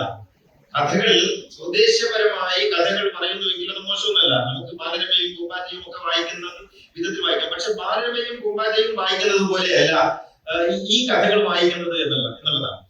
ബാലരമ വായിക്കുമ്പോൾ മായാവി ഒരു കഥാപാത്രമാണെന്നും മായാവി അങ്ങനെയാണെന്നും അതിൽ വരുന്ന കുട്ടാപ്പി ഇങ്ങനെയാണെന്നും ഒക്കെ ഉള്ള ഉറച്ച ബോധ്യത്തോടു കൂടി വായിക്കുന്നത് പോലെയല്ല. ഇത് പൊതുവെടുത്ത് മറിച്ചു വെച്ച് വളരെ വളരെ വിശുദ്ധമായ ഒരു അർത്ഥത്തിൽ ഈ കഥ വായിക്കുമ്പോൾ ഈ കഥ സത്യമാണെന്നും മറ്റേ കഥ കള്ളമാണെന്നും എന്നുള്ള ഒരു ഉറപ്പിലാണ് വായിക്കുന്നത്. അപ്പോൾ ഈ കഥ വായിക്കുന്ന മനഃശാസ്ത്രവും ഈ കഥ വായിക്കുന്ന മാനസിക ഭാവവും രണ്ടാണ്. ഇങ്ങനെയാണ് ഈ കഥകൾ വായിക്കുന്നത്. പറഞ്ഞു വരുന്നത്, മനുഷ്യൻ മതത്തോടടുക്കും തോറും ദൈവത്തിൽ നിന്ന് അകന്നു പോകുന്നു എന്നുള്ളതാണ് കാലാകാലങ്ങളിൽ സംഭവിച്ചിട്ടുള്ളത്. കാരണം വേദങ്ങളിൽ നകന്നു പോകുന്നു. ഇപ്പൊ നിങ്ങൾ നോക്കൂ, ഏതൊരു വിഷയം വന്നാലും ആ വിഷയത്തിലുള്ള തെളിവ് എന്താണെന്ന് ചോദിച്ചാൽ പ്രമാണങ്ങളാണ്. എന്താണ് ഈ പ്രമാണം എന്ന് ചോദിച്ചാൽ വേദമാണോ പ്രമാണം? അല്ല. പിന്നെയോ ഇമാമുകൾ പറഞ്ഞത്, സലഫ് സാലിഹികൾ പറഞ്ഞത്, തബഉ താബിഈങ്ങൾ പറഞ്ഞത്, താബിഈങ്ങൾ പറഞ്ഞത്, പൂർവികർ പറഞ്ഞത്. ഇതാണ്. എന്ന് വെച്ചാൽ അവര് മോശക്കാരായതുകൊണ്ടല്ല, ഇത് പ്രമാണമാകുന്നത് എങ്ങനെയാണെന്ന്. ഇതെങ്ങനെയാണ് പ്രമാണമാവുക? സലഫുസ്സാലിഹികൾ എന്ന് പറയുന്ന ആളുകൾ ഏത് കാലം മുതൽ ഏത് കാലം വരെ ജീവിച്ചവർക്കാണ് സലഫുസ്സാലിഹികൾ. പിന്നെ പണ്ഡിതന്മാർ പറഞ്ഞത്. ആരാണ് പണ്ഡിതൻ? പണ്ഡിതന്റെ ഡെഫിനിഷൻ പറയാനൊക്കെ ഇന്നേ വരെ ലോകത്ത് ഇന്നേ വരെ ഇക്കാലം അത്രയും ഉണ്ടായിട്ടും പണ്ഡിതൻ ഒരു ഡെഫിനിഷൻ, ഇന്നയാളാണ് പണ്ഡിതൻ. അങ്ങനെ വേണമല്ലോ. പണ്ഡിതൻ പറയണം എന്ന് പറയുമ്പോൾ പണ്ഡിതന് ഒരു ഡെഫിനിഷൻ വേണം. ഇന്ന കോളേജിൽ നിന്ന് പാസ്സായയാളാണ് പണ്ഡിതൻ എന്ന് പറയണമെങ്കിൽ അടുത്ത കാലത്തെ കോളേജുകൾ ഉണ്ടായിരുന്നു. അതിനു മുമ്പ് എന്താണ്, പൊന്നാനിയിൽ വടക്കത്തിരുന്നയാളാണ് പണ്ഡിതൻ എന്ന് ഒരു കാലത്ത് പറഞ്ഞിരുന്നു. വടക്ക് പൊന്നാനിയിൽ മാത്രമേ ഉണ്ടായിരുന്നുള്ളൂ. അവിടെ അറേബ്യയിൽ ഉണ്ടായിരുന്നു, കർണാടകയിൽ ഉണ്ടായിരുന്നു, അല്ലെങ്കിൽ നോർത്ത് ഇന്ത്യയിൽ ഉണ്ടായിരുന്നു പണ്ഡിതന്മാർ. അപ്പൊ പണ്ഡിതൻ എന്ന് പറയുന്നത് കൃത്യമായ ഒരു ഡെഫിനിഷൻ ഇന്നേ വരെ ആരും നൽകിയിട്ടില്ല. ഇന്നയാളാണ് പണ്ഡിതൻ എന്ന് പറഞ്ഞിട്ടില്ല. പിന്നെയോ ഞാൻ പണ്ഡിതനാണെന്ന് പറഞ്ഞു വരുന്നവരൊക്കെയും പണ്ഡിതന്മാരായിരുന്നു, അല്ലെങ്കിൽ പാണ്ഡിത്യം സമൂഹം ആരോപിക്കുകയായിരുന്നു. അങ്ങനെ പാണ്ഡിത്യം സമൂഹം ആരോപിക്കുകയും അല്ലെങ്കിൽ സ്വയം പണ്ഡിതൻ എന്ന വിലാസം ഏറ്റെടുക്കുകയും ചെയ്തവരൊക്കെയും പണ്ഡിതന്മാരായി തീരുകയും അവരൊക്കെയും ഓരോന്ന് പറയുകയും ചെയ്തു എന്നുള്ളതാണ്. അങ്ങനെ അവരെഴുതിയ പുസ്തകങ്ങളൊക്കെയും പിന്നീട് കിതാബുകളായി. ഈ ചില ടേമുകളുണ്ട്. നിങ്ങൾ പുസ്തകം വായിച്ചു എന്ന് പറയുന്നതും കിതാബ് ഓതി എന്ന് പറയുന്നതും രണ്ട് എഫക്റ്റ് ആണ് മനുഷ്യരുടെ മനസ്സിലുണ്ടാക്കുന്നത്. നിങ്ങൾ പുസ്തകം വായിച്ചിട്ടാണ് പറയുന്നത്, അങ്ങനെയാണ്. ഇയാൾ പുസ്തകം വായിച്ചിട്ടാണ് പറയുന്നത്, ഇയാൾ കിതാബ് ഓതിയിട്ടാണ് പറയുന്നത്. ഇത് തമ്മിലുള്ള ഒരു വ്യത്യാസമുണ്ട്. ഇത് രണ്ടും ഒന്നാണെന്ന്. കിതാബ് ഓതുക എന്ന് പറഞ്ഞാൽ പുസ്തകം വായിക്കുക എന്നാണ് മലയാളം എന്ന് മനസ്സിലാക്കാതെ അങ്ങനെ ചില അറബി ഇസ്തിലാഹാത്തുകൾ പറഞ്ഞ് മനുഷ്യരെ പിന്നെ ഒരു ഒരു ഒരു ഒരു ഭ്രമത്തിൽ പെടുത്തിക്കൊണ്ട് ചില സംഗതികളൊക്കെ പറയും. യഥാർത്ഥത്തിൽ ഇങ്ങനെ ഓരോ കാലത്തും ഓരോരുത്തരും എഴുതിയിട്ടുള്ള കിതാബുകൾ, പുസ്തകങ്ങൾ, ആ പുസ്തകങ്ങൾ അക്കാലത്ത് തിരസ്കൃതമായിരുന്നുവെങ്കിലും പിൽക്കാലത്ത് അത് സ്വീകരിക്കപ്പെടുകയും അത് പിന്നീട് പ്രമാണമായി മാറുകയും ചെയ്തു എന്നുള്ളതാണ്. യഥാർത്ഥത്തിൽ കിതാബുകളും പുസ്തകങ്ങളും നല്ലത്. ഇപ്പൊ ഞാൻ അകമ്പൊരുൾ എഴുതിക്കൊണ്ടിരിക്കുന്നത്, ഇന്നത് തിരസ്കൃതമാണ്, ഒരുപക്ഷെ നാളെ അത് പ്രമാണമായി കൂടായികയില്ല. യഥാർത്ഥത്തിൽ അങ്ങനെ പ്രമാണമാകേണ്ടതാണോ അകമ്പൊരുൾ? പ്രമാണമാകേണ്ടതാണോ കിതാബ്? ഇത് ഒരു കാലത്ത് ആ കാലഘട്ടത്തിൽ ജീവിക്കുന്ന മനുഷ്യരോട് സംവദിക്കുന്നതിന് വേണ്ടി അക്കാലഘട്ടത്തിലുള്ള ഒരാൾ അയാളുടെ ശ്രമം എന്നുള്ള നിലയ്ക്ക് എഴുതുന്നതാണ്. അതെങ്ങനെയാണ് സകല മനുഷ്യർക്കും പ്രമാണമായി തീരുന്നത്? ഇത് ഷാഫി ആണെങ്കിലും ഹനഫി ആണെങ്കിലും അബു ഹനീഫ ആണെങ്കിലും ഇമാം ഷാഫി ആണെങ്കിലും ഇമാം മാലിക് ആണെങ്കിലും അബു ഹനീഫ ആണെങ്കിലും ഇനി ഇങ്ങോട്ട് വന്ന മറ്റേത് പണ്ഡിതനാണെങ്കിലും അവരവരുടെ സമൂഹത്തോട് അവരവരുടെ പ്രതലത്തിൽ നിന്നുകൊണ്ട് അവർ സംവദിച്ച സംഗതികളാണത്. ആ സംഗതികൾ എങ്ങനെയാണ് സകല മനുഷ്യർക്കും പ്രമാണമായി തീരുന്നത്? നിങ്ങൾ ആലോചിച്ച് നോക്കൂ. അപ്പൊ അവരുടെ അനുഭവ പരിസരത്ത് നിന്നുണ്ട് ഒരു ഒരു അമുസ്ലിമിനെ പോലും കാണാത്ത, ഞാൻ പറയുന്നത് മനസ്സിലാക്കുന്നതിന് വേണ്ടിയാണ്, ഒരു അമുസ്ലിമിനെ പോലും കാണാത്ത, ഒരു മുസ്ലിം അല്ലാത്ത ഒരു വ്യക്തിയെ പോലും കാണുകയോ പരിചയിക്കുകയോ ചെയ്തിട്ടില്ലാത്ത, ഒരു അന്യമത ദേവാലയം കണ്ടിട്ടില്ലാത്ത, ഒരു ഏകമുഖ സമൂഹത്തെ മാത്രം കണ്ടിട്ടുള്ള ധാരാളം പണ്ഡിതന്മാർ അറേബ്യൻ ദേശത്ത് നിന്ന് 7-ാം നൂറ്റാണ്ടിലും 8-ാം നൂറ്റാണ്ടിലും 10-ാം നൂറ്റാണ്ടിലും എഴുതിയ പുസ്തകങ്ങളുണ്ട്. ആ പുസ്തകം അവർക്ക് അനുഭവങ്ങളില്ല എന്നുള്ളത് ഒരു മോശപ്പെട്ട സംഗതിയല്ല, പക്ഷെ അവർക്ക് അനുഭവങ്ങൾ ഉണ്ടായില്ല. അവരെഴുതിയ പുസ്തകം എങ്ങനെയാണ് ഇന്ത്യയിൽ ജീവിക്കുന്ന ഒരു മുസ്ലിമിന് പ്രമാണമാവുക? അൽ ബലാഉ വൽ ബറ, നിങ്ങൾ കേട്ടിട്ടില്ലേ? അൽ ബലാഉ വൽ ബറ എന്ന് പറയുന്ന ഒരു സിദ്ധാന്തം. ആ സിദ്ധാന്തം അവിടെ ഇരുന്നിട്ട് എഴുതുന്നവർക്ക് കുഴപ്പമില്ല. എങ്ങനെയാണ് ഇവിടെ ഒന്നിച്ച് ജീവിക്കുന്ന ഒരു സമൂഹത്തിൽ ജീവിക്കുന്ന ഇന്ത്യയിലെ മുസ്ലിമിന് ഇത് പ്രമാണമാവുകയും ഇവിടെയുള്ള പിന്നെ പണ്ഡിതന്മാരിൽ നിന്ന് സ്വയം വിചാരിക്കുകയോ ആരോപിക്കപ്പെടുകയോ ചെയ്ത ആളുകൾ ഇത് പ്രസംഗിക്കുകയും ചെയ്യുമ്പോൾ ഇത് പ്രമാണമാകുന്നത് എങ്ങനെയാണ്? ആ ഇമാം പറഞ്ഞെങ്കിൽ അദ്ദേഹത്തിന്റെ അഭിപ്രായം. ഇത് എങ്ങനെയാണ് നമുക്ക് പ്രമാണമായി തീരുക? അപ്പോൾ പ്രമാണം എന്താണ്? പ്രമാണം എന്ന് പറയുന്നത് വേദമായിരിക്കണം. മതങ്ങളുടെ പ്രമാണം വേദമായിരിക്കണം. ഇതിനപ്പുറത്ത് മറ്റുള്ളതിലേക്ക് പ്രാമാണികത ആരോപിക്കപ്പെടുമ്പോൾ ഭയങ്കരമായ പ്രശ്നങ്ങൾ ഉണ്ടാകും. ആ പ്രശ്നങ്ങളാണ് നമ്മൾ അഭിമുഖീകരിക്കുന്നത്. ഇനി എന്റെ വിഷയത്തിലേക്ക് വരാം. വിഷയത്തിൽ ഇത്രയും ആമുഖം ഞാൻ പറയേണ്ടതുണ്ടായിരുന്നു. ഇത് ഇനി അങ്ങോട്ട് പറയുമ്പോൾ നിങ്ങൾക്ക് മനസ്സിലാവും. ഈ സകല വേദങ്ങളും സർവ്വവേദങ്ങളും സത്യം, ഇതാണ് അകമ്പൊരുൾ മുന്നോട്ട് വെക്കുന്ന ഒന്നാമത്തെ ആശയം. അകമ്പൊരുൾ എന്ന് പറയുന്നത് മുസ്തഫ മൗലവിയാണ് എന്ന് നിങ്ങൾ തെറ്റിദ്ധരിക്കരുത്. മുസ്തഫ മൗലവിയിലൂടെ അകമ്പൊരുളിന്റെ ചില കാര്യങ്ങൾ വെളിപ്പെടുന്നു എന്നേ ഉള്ളൂ. അകമ്പൊരുൾ എന്ന് പറയുന്നത് കാലാകാലങ്ങളിലായി ദൈവം തമ്പുരാൻ വെളിപ്പെടുത്തി തന്നിട്ടുള്ള സത്യസന്ദേശങ്ങളുടെ ഏറ്റവും പുതിയ നാമമാണ് എന്ന് വിചാരിച്ചാൽ മതി. കാലാകാലങ്ങളായി പഠിച്ചവൻ മനുഷ്യ സമൂഹത്തോട് സംവദിച്ചിട്ടുള്ള സത്യങ്ങളുടെ അത് വെളിപ്പെടുന്നതിന്റെ പുതിയൊരു രൂപമാണ് ഈ അകമ്പൊരുൾ എന്ന് പറയുന്നത്. അതിന്റെ ഒരു പ്രവർത്തകൻ അല്ലെങ്കിൽ അതിനുവേണ്ടി പിന്നെ പരിശ്രമിക്കുന്ന ആളുകളുടെ കൂട്ടത്തിലാണെന്നുള്ള നിലയ്ക്ക് എന്നെ നിങ്ങൾ കാണേണ്ടതുള്ളൂ. ഇത് മുസ്തഫ മൗലവിയുടെ സിദ്ധാന്തം മുസ്തഫ മൗലവി പുതുതായിട്ട് എന്തെങ്കിലും പറയുന്നതോ അല്ല. ഞാൻ പറയുന്ന ഒരു കാര്യവും യഥാർത്ഥത്തിൽ ഞാൻ പുതുതായിട്ട് പറയുന്നതേ അല്ല. ഇത് ആരൊക്കെയോ പറഞ്ഞു വെച്ച കാര്യങ്ങളാണ്, ഏതൊക്കെയോ കാലങ്ങളിൽ പറഞ്ഞു വെച്ചതാണ്. അന്ന് സോഷ്യൽ മീഡിയ ഇല്ലാത്തത് കൊണ്ടും APR ഇല്ലാത്തത് കൊണ്ടും അങ്ങനെ ആരും കേൾക്കാതെ പോയി എന്നേ ഉള്ളൂ. ഇതുപോലൊരു സദസ് കിട്ടണ്ടേ, ഇതുപോലൊരു സദസ് കിട്ടണം, ഇതുപോലുള്ള ഒരു അന്തരീക്ഷം ഉണ്ടാകണം, സോഷ്യൽ മീഡിയ ഉണ്ടാകണം, അപ്പോഴല്ലേ. അല്ലെങ്കിൽ പള്ളികൾ മെമ്പറുകൾ നിഷേധിച്ചാൽ, ആളുകൾ ക്ഷണിക്കാതിരുന്നാൽ, ബഹിഷ്കൃതൻ എന്ന് പറഞ്ഞ് പുറന്തള്ളിയാൽ പിന്നെന്ത് ചെയ്യാൻ പറ്റും? ഒരു കാലത്ത് ഒരു 50 കൊല്ലം മുമ്പ് നമ്മുടെ നാട്ടിൽ, വേണ്ട 20 കൊല്ലം മുമ്പ് നമ്മുടെ നാട്ടിൽ അങ്ങനെ ആയിരുന്നില്ലേ? വഴുതിനെ വിളിക്കാതിരുന്നാൽ, ഊർജിക്ക് പള്ളിയിലേക്ക് കയറ്റാതിരുന്നാൽ ഒരാൾക്ക് വല്ലതും പറയാൻ പറ്റുമോ? നിങ്ങൾ ഈ ലൈബ്രറിയിൽ മായക്കുട്ടി എളിയ എന്ന് പറയുന്ന കണ്ണൂർ ജില്ലക്കാരനായ കെ തറവാട്ടിലൊരു പുതിയാപ്പിള ഏതാണ്ട് 200 വർഷങ്ങൾക്ക് മുമ്പ് എഴുതിയ ഒരു തഫ്സീർ ഉണ്ട് ഇവിടുത്തെ ലൈബ്രറിയിൽ, അറബി മലയാളം തഫ്സീർ. 200 വർഷങ്ങൾക്ക് മുമ്പ് ഒരു മനുഷ്യൻ അദ്ദേഹത്തിന്റെ ജീവിതം മുഴുവനും ഒഴിഞ്ഞു വെച്ച് ഖുർആനിൽ ഒരു തഫ്സീർ എഴുതുന്നു. തഫ്സീർ എന്ന് പറഞ്ഞ തർജ്ജമ എഴുതുന്നു. ആ തർജ്ജമ അദ്ദേഹം എഴുതി പൂർത്തിയാക്കി, അത് കയ്യെഴുത്ത് പ്രതിയാക്കി, എന്നിട്ട് അത് പ്രിന്റ് എടുക്കും. പ്രിന്റ് എടുക്കുക എന്ന് പറഞ്ഞാൽ കയ്യെഴുത്ത് പ്രതി തന്നെയാണ് പ്രിന്റ് ആയിട്ട് എടുക്കുന്നത്. അങ്ങനെ പ്രിന്റ് എടുത്ത് ഏതാണ്ട് 200ഓളം കോപ്പികൾ കൊണ്ടുവന്ന് സൗജന്യമായി വിതരണം ചെയ്യുന്നതിന് അദ്ദേഹം അദ്ദേഹത്തിന്റെ പണം ഉപയോഗിച്ച് തയ്യാറായപ്പോൾ ഇവിടെയുള്ള പൗരോഹിത്യം മുന്നോട്ട് വരികയും ഖുർആൻ തർജ്ജമയ്ക്ക് വഴങ്ങുന്നതല്ല, തർജ്ജമ ചെയ്യരുത് എന്ന് പറയുകയും അങ്ങനെ ആ മനുഷ്യനെ നിർബന്ധിച്ച് അദ്ദേഹം ചെയ്ത മുഴുവൻ ശ്രമങ്ങളെയും നിരാകരിച്ച് ആ പുസ്തകങ്ങൾ മുഴുവനും അറബിക്കടലിൽ കെട്ടിത്താഴ്ത്തുകയും ചെയ്തു എന്നുള്ളതാണ്.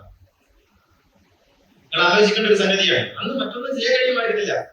അന്ന് എങ്ങനെയോ അവശേഷിച്ച, ആരുടെയോ കയ്യിൽ അവശേഷിച്ച 2 കോപ്പികളിൽ നിന്ന് ഒരു കോപ്പി എടുത്തിട്ടാണ് ഇവിടെ ലൈബ്രറിയിൽ ഉള്ളത്. മറ്റ് ഒന്ന് വേറെ എവിടെ ഉണ്ടാകാം. കഴിഞ്ഞ 20 വർഷമായി ഞാൻ അന്വേഷിച്ചുകൊണ്ടിരിക്കുന്ന പുസ്തകം ഇവിടെ വന്നപ്പോൾ അവിചാരിതമായി കണ്ടതാണ്. ഞാൻ പറയുന്നത് ഇതായിരുന്നു കഥ. അപ്പോ ഇത് പലരും പറഞ്ഞതാണ്, പലപ്പോഴായി പലരും പറഞ്ഞിട്ടുള്ള കാര്യങ്ങളാണ് ഞാൻ ഇപ്പോൾ ആവർത്തിക്കുന്നത്. പുതുതായിട്ട് ഞാൻ ഒന്നും പറഞ്ഞിട്ടില്ല. ഞാൻ പറയുന്നതിൽ പുതിയ എന്റേത് എന്ന് പറയുന്ന മൗലികമായി എന്റേത് ഞാൻ കണ്ടുപിടിച്ച ഒരു കാര്യമില്ല. പണ്ട് പറഞ്ഞതൊക്കെയും ഞാൻ ഇപ്പോൾ നിങ്ങളോട് ആവർത്തിക്കുന്നു എന്നേ ഉള്ളൂ. ഇത് വെളിച്ചം കണ്ടിട്ടില്ലാത്തതോ അല്ലെങ്കിൽ വെളിച്ചം കാണാൻ സമ്മതിക്കാത്തതോ അല്ലെങ്കിൽ ഏതൊക്കെയോ അർത്ഥത്തിൽ നിരാകരിക്കപ്പെട്ടതോ നമസ്കരിക്കപ്പെട്ടതോ ആയ സത്യങ്ങളാണ് ഈ പറയുന്നത് എന്നർത്ഥം. പുതിയ ഭാഷയിൽ പുതിയ സങ്കേതങ്ങൾ ഉപയോഗിച്ച് ഞാൻ പറയുന്നു എന്ന് മാത്രം. നിങ്ങൾ ആലോചിച്ച് നോക്കൂ, വിശുദ്ധ ഖുർആൻ പ്രവാചകൻ സമൂഹത്തിന് പഠിപ്പിച്ചു കൊടുക്കുമ്പോൾ ഖുർആൻ എന്താണ് മൗലികമായി സമൂഹത്തോട് പറയുന്നത് എന്ന് എല്ലാവരും, അന്നത്തെ ജനങ്ങൾ എന്ന് പറയുന്നത് എല്ലാ കാലത്തും ബുദ്ധിയുള്ളവരാണ്, വിമർശനാത്മകമായ കാര്യങ്ങളെ സമീപിക്കുന്നവരാണ്, വളരെ കൃത്യമായി നിരൂപണം ചെയ്യുന്നവരാണ് എല്ലാ കാലത്തും. നമ്മൾ വിചാരിക്കേണ്ടതില്ല ഈ 21ാം നൂറ്റാണ്ടിൽ ഇവിടെ ഇരിക്കുന്ന നമ്മൾ മാത്രമാണ് നിരൂപണ ബുദ്ധിയോട്. അങ്ങനെയല്ല. എല്ലാ കാലത്തും മനുഷ്യർ വിമർശനാത്മകമായ കാര്യങ്ങളെ സമീപിക്കുന്നവരും നിരൂപണ ബുദ്ധിയ വിലയിരുത്തിയവരുമാണ്. അപ്പൊ മുഹമ്മദ് നബി എന്താണ് ഇദ്ദേഹം കൊണ്ടുവരുന്നത് എന്നവർ ചിന്തിച്ചിട്ടുണ്ടാവില്ലേ? ആ കാര്യങ്ങൾ പ്രവാചകൻ അവരോട് പറയുന്നത്, നിങ്ങളുടെ കൈകളിലുള്ള വേദത്തെ സത്യപ്പെടുത്തുന്ന ഒരു വേദമാണ് ഞാൻ കൊണ്ടുവരുന്നത്. മുസദ്ദിഖൻ ലിമാ മഅക്കും. ഖുർആൻ പറയുന്നത് തസ്ദീഖൻ മുസദ്ദിഖൻ, നിങ്ങളുടെ കൈകളിലുള്ള നിങ്ങൾ ശ്രദ്ധിക്കണേ, ലിമാ മഅക്കും. ഈ മഅയ്യത്ത് എന്ന അറബി പദത്തിന് നിങ്ങളുടെ കൈകളിൽ ഇപ്പോഴുള്ള സ്റ്റാറ്റസിലുള്ള എന്നാണ്, എന്റെ കൂടെ ഇപ്പോഴുള്ള എന്നാണ് മഅ എന്ന് പറഞ്ഞതിന്റെ അർത്ഥം. അപ്പോൾ മുസദ്ദിഖൻ ലിമാ മഅക്കും, പണ്ട് ഉണ്ടായിരുന്ന എന്നല്ല. ഇത് വളരെ ശ്രദ്ധിക്കണം. ഈ പുരോഹിതന്മാർ നമ്മെ വഴിതെറ്റിക്കുന്ന ചില പ്രയോഗങ്ങളുണ്ട്. പണ്ടുണ്ടായിരുന്ന വേദം ശരിയാണ് എന്നല്ല പറയുന്നത്. ഇന്ന് നിങ്ങളുടെ കൈകളിലുള്ള കിതാബിനെ സത്യപ്പെടുത്തിക്കൊണ്ടാണ് ഈ വേദം അവതരിക്കുന്നത് എന്ന് മുഹമ്മദ് നബി അവരോട് പറയുന്നു. മുസദ്ദിഖൻ ലിമാ മഅക്കും മുസദ്ദിഖൻ ലിമാ മഅഹും മുസദ്ദിഖൻ ലിമാ ബൈന യദൈഹി എന്നിങ്ങനെ നിങ്ങളുടെ കൈകളിൽ ഇപ്പോഴുള്ള വേദത്തെ സത്യപ്പെടുത്തുന്നത്. അപ്പോഴുള്ള വേദം ഏതായിരുന്നു? ഇന്നുള്ള ബൈബിൾ. ക്രിസ്ത്യാനികളുടെ കൈകളിൽ ഇന്നുള്ള ബൈബിളാണ് മുഹമ്മദ് നബിയുടെ കയ്യിൽ ഉണ്ടായിരുന്നത്. ഈ ബൈബിൾ ഏത് കാലത്താണ് സഭ അംഗീകരിച്ചത്? AD 370 അന്തോക്കിയയിൽ നടന്ന സുനഹദോസിൽ വെച്ചാണ്. AD 370 എന്ന് പറഞ്ഞാൽ മുഹമ്മദ് നബി ജനിക്കുന്നത് AD 570. അപ്പൊ മുഹമ്മദ് നബി ജനിക്കുന്നതിന്റെ 200 വർഷങ്ങൾക്ക് മുമ്പ് അന്ത്യോക്യയിൽ നടന്ന സുന്നഹദോസിൽ വെച്ച് ബൈബിളിന്റെ ആധികാരികത ഉറപ്പിക്കുന്നു. അങ്ങനെ മത്തായി, മാർക്കോസ്, ലൂക്കോസ്, യോഹന്നാൻ എന്നിങ്ങനെ 4 പേര് എഴുതിയ സുവിശേഷം. മറ്റുള്ള അനേക സുവിശേഷങ്ങൾ ഉണ്ടായിരുന്നു. ആ സുവിശേഷങ്ങളൊക്കെ മാറ്റി ഈ 4 സുവിശേഷങ്ങൾ അംഗീകരിച്ച് ഇതാണ് ബൈബിൾ സുവിശേഷം, ഇതാണ് ഇനി മുതൽ വേദപുസ്തകമായിട്ട് അംഗീകരിക്കപ്പെടുക എന്ന് സഭ പാസാക്കുകയും ആ സുന്നഹദോസ് പാസാക്കുകയും അത് സർവാംഗീകൃതമായി തീരുകയും ചെയ്തു. അത് കഴിഞ്ഞ് 200 വർഷം കഴിഞ്ഞാണ് മുഹമ്മദ് നബി ജനിക്കുന്നത്. ആ പ്രവാചകനാണ് ക്രിസ്ത്യാനികളോട് പറയുന്നത്, നിങ്ങളുടെ കൈകളിലുള്ള വേദത്തെ അംഗീകരിക്കുന്ന വേദമാകുന്നു ഖുർആൻ. ഇതിൽ നിന്ന് മനസ്സിലാക്കണം നമ്മൾ ഈ പ്രയോഗത്തിൽ എന്ത് മനസ്സിലാക്കണം എന്ന് മാത്രമല്ല, ലൈസു സഫാഅ മിൻ അഹ്ലിൽ കിതാബ്, ഖുർആൻ പറയുന്നു വേദക്കാരെല്ലാവരും ഒരുപോലെയല്ല, മറിച്ച് പാതിരാക്ക് എഴുന്നേറ്റ് വേദം വായിക്കുന്നവർ അക്കൂട്ടത്തിലുണ്ട്. ഏത് വേദം വായിക്കുന്നവരെ കുറിച്ചാണ് പറയുന്നത്? പാതിരാക്ക് എഴുന്നേറ്റ് വേദം വായിക്കുന്നവർ അക്കൂട്ടത്തിലുണ്ട്. ഏത് വേദം? ഖുർആനല്ലല്ലോ, ഖുർആൻ അവർക്കറിയില്ല. പാതിരാക്ക് എഴുന്നേറ്റ് അവർ വായിക്കുന്ന വേദം ഏതാണ്? ബൈബിളാണ്, സുവിശേഷമാണ്, തോറയാണ്. എന്നിട്ട് പറയുന്നത് അത് വായിച്ച് കരയുന്നവരെ കൂട്ടത്തിലുണ്ട്. അവരെ കുറിച്ച് പ്രശംസാ വചനങ്ങൾ ധാരാളമായി ഖുർആൻ പറയുന്നു. അപ്പൊ എന്താണ് ഖുർആൻ ആ വേദത്തോടെടുത്ത നിലപാട്? അപ്പോൾ പ്രവാചകൻ നമ്മള് ചെറുതിലേ പഠിച്ചുകൊണ്ടിരിക്കുന്ന ഒരു കാര്യമുണ്ട്, മദ്രസയിൽ തന്നെ പഠിച്ചുകൊണ്ടിരിക്കുന്ന ഒരു കാര്യമുണ്ട്. ഖുർആൻ ഇറങ്ങിയതോടുകൂടി പൂർവ്വവേദങ്ങളെല്ലാം റദ്ദ് മൻസൂഖായി, ദുർബലപ്പെട്ടു എന്ന് പഠിക്കാം. ഞാൻ ചോദിക്കുന്നു, ഇങ്ങനെ ഈ ഒരു ആശയം ഉൾക്കൊള്ളുന്ന ഒരു പ്രയോഗം, പ്രത്യക്ഷത്തിൽ വേണ്ട പരോക്ഷമായിട്ടെങ്കിലും ഈ ആശയം ഉൾക്കൊള്ളുന്ന ഒരു പ്രയോഗം ഖുർആനിലെ 6236 വചനങ്ങളിൽ എവിടെയെങ്കിലും കാണിച്ചു തരാൻ ഒക്കുമോ? ഇല്ല. ഒരു വേദത്തെയും ഖുർആൻ ദുർബലപ്പെടുത്തിയിട്ടില്ല, റദ്ദ് ചെയ്തിട്ടില്ല. പൂർവ്വവേദങ്ങളെ മുഴുവൻ സത്യപ്പെടുത്തിയിട്ടേ ഉള്ളൂ. എല്ലാ വേദങ്ങളും സത്യമാണെന്ന് ആവർത്തിച്ച് പറയുന്നു എന്ന് മാത്രവുമല്ല, ഖുർആൻ പറയുന്ന മറ്റൊരു കാര്യം, ഫൽയഹ്കും അഹ്ലുൽ ഇൻജീലി ബിമാ അൻസലല്ലാഹു ഫീഹി. ഇൻജീലിന്റെ ആളുകൾ, ഇൻജീൽ എന്ന വാക്കിന്റെ അർത്ഥം സുവിശേഷം എന്നാണ് കേട്ടോ, മുബശ്ശിറാത്ത് എന്നാണ് ഇൻജീലിന്റെ വാക്കിന്റെ അർത്ഥം. ഇൻജീലിന്റെ ആളുകൾ, സുവിശേഷത്തിന്റെ ആളുകൾ സുവിശേഷം അനുസരിച്ച് വിധിക്കട്ടെ. എന്താണ് പറഞ്ഞതിന്റെ അർത്ഥം? പണ്ടുണ്ടായിരുന്ന എന്നാണോ? ഇന്ന് ജീവിച്ചിരിക്കുന്ന ഇൻജീലിന്റെ ആളുകൾ ഇൻജീലിലുള്ളതനുസരിച്ച് വിധിക്കട്ടെ. അവർ ഖുർആൻ അനുസരിച്ചല്ല വിധിക്കേണ്ടത്, ഇൻജീൽ അനുസരിച്ചാ വിധിക്കേണ്ടതെന്നല്ലേ അർത്ഥം. മറ്റൊരായത്ത് കേൾക്കുമ്പോൾ നിങ്ങൾക്ക് കുറച്ചും കൂടി ബോധ്യപ്പെടും. തോറയും കയ്യിൽ പിടിച്ച് നിന്റെ അടുത്തേക്ക് എന്തിനാണ് അവർ വരുന്നത്? വിധിയും തേടി നിന്റെ അരികിലേക്ക് വരുന്നത് എന്തിനാ? ഇന്ദഹുമുത്തൗറാത്ത്, അവരുടെ കയ്യിൽ തോറയുണ്ടല്ലോ. ആലോചിച്ച് നോക്കൂ, വിശുദ്ധ ഖുർആൻ ഇതിനപ്പുറത്ത് എങ്ങനെ പറയാം? അവരുടെ കയ്യിൽ തോറയും വെച്ച് നിന്നെ വിധികർത്താവാക്കുന്നത് എന്തിന് എന്ന് മുഹമ്മദ് നബിയോട് ഖുർആൻ ചോദിക്കുന്നു. ഇത്രയും വ്യക്തമായി നിങ്ങളുടെ കൈകളിലുള്ള വേദം അനുസരിച്ചാണ് നിങ്ങൾ വിധിക്കേണ്ടത്, അതിനനുസരിച്ചാണ് നിങ്ങൾ ജീവിക്കേണ്ടത് എന്ന് എങ്ങനെയാണ്? ഇങ്ങനെയല്ലാതെ മറ്റേത് കോലത്തിലാണ് ഖുർആൻ പറയുന്നത്? നിങ്ങൾ ആലോചിച്ചു.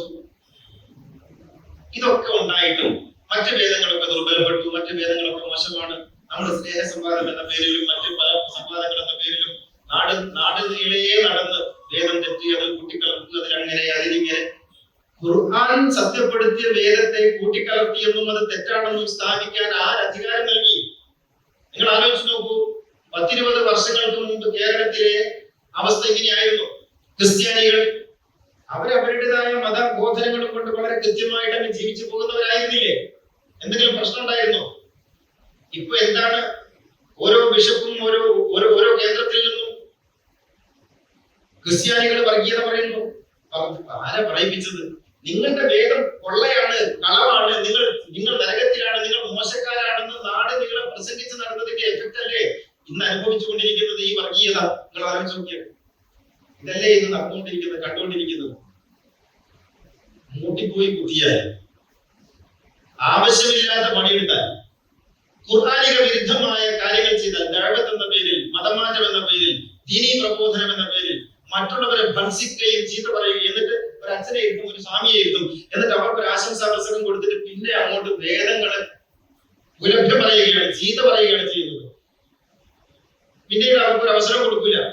എന്നിട്ട് തന്റെ വേദം മാത്രം ശരിയെന്ന് മറ്റു വേദങ്ങളൊക്കെ, മറ്റു മറ്റു വേദങ്ങളൊക്കെ ദൈവം അവതരിപ്പിച്ച വേദങ്ങൾ തെറ്റെന്ന് പറയാൻ എങ്ങനെയാണ് ഒരു ദൈവവിശ്വാസിക്ക് സാധിക്കുക? ഇതാണ് യഥാർത്ഥത്തിൽ മതങ്ങൾ ചെയ്യുന്നത്. താന്താങ്ങളുടെ മേധാവിത്വം, ശുദ്ധിവാദവും മേന്മാവാദവും സ്ഥാപിക്കുന്നതിന് വേണ്ടി ഖുർആനിലെ അധ്യാപനങ്ങളെ പച്ചയായി തള്ളിക്കളയുകയായിരുന്നു എന്നുള്ളതാണ്. അവിടെയും തീരുന്നില്ല.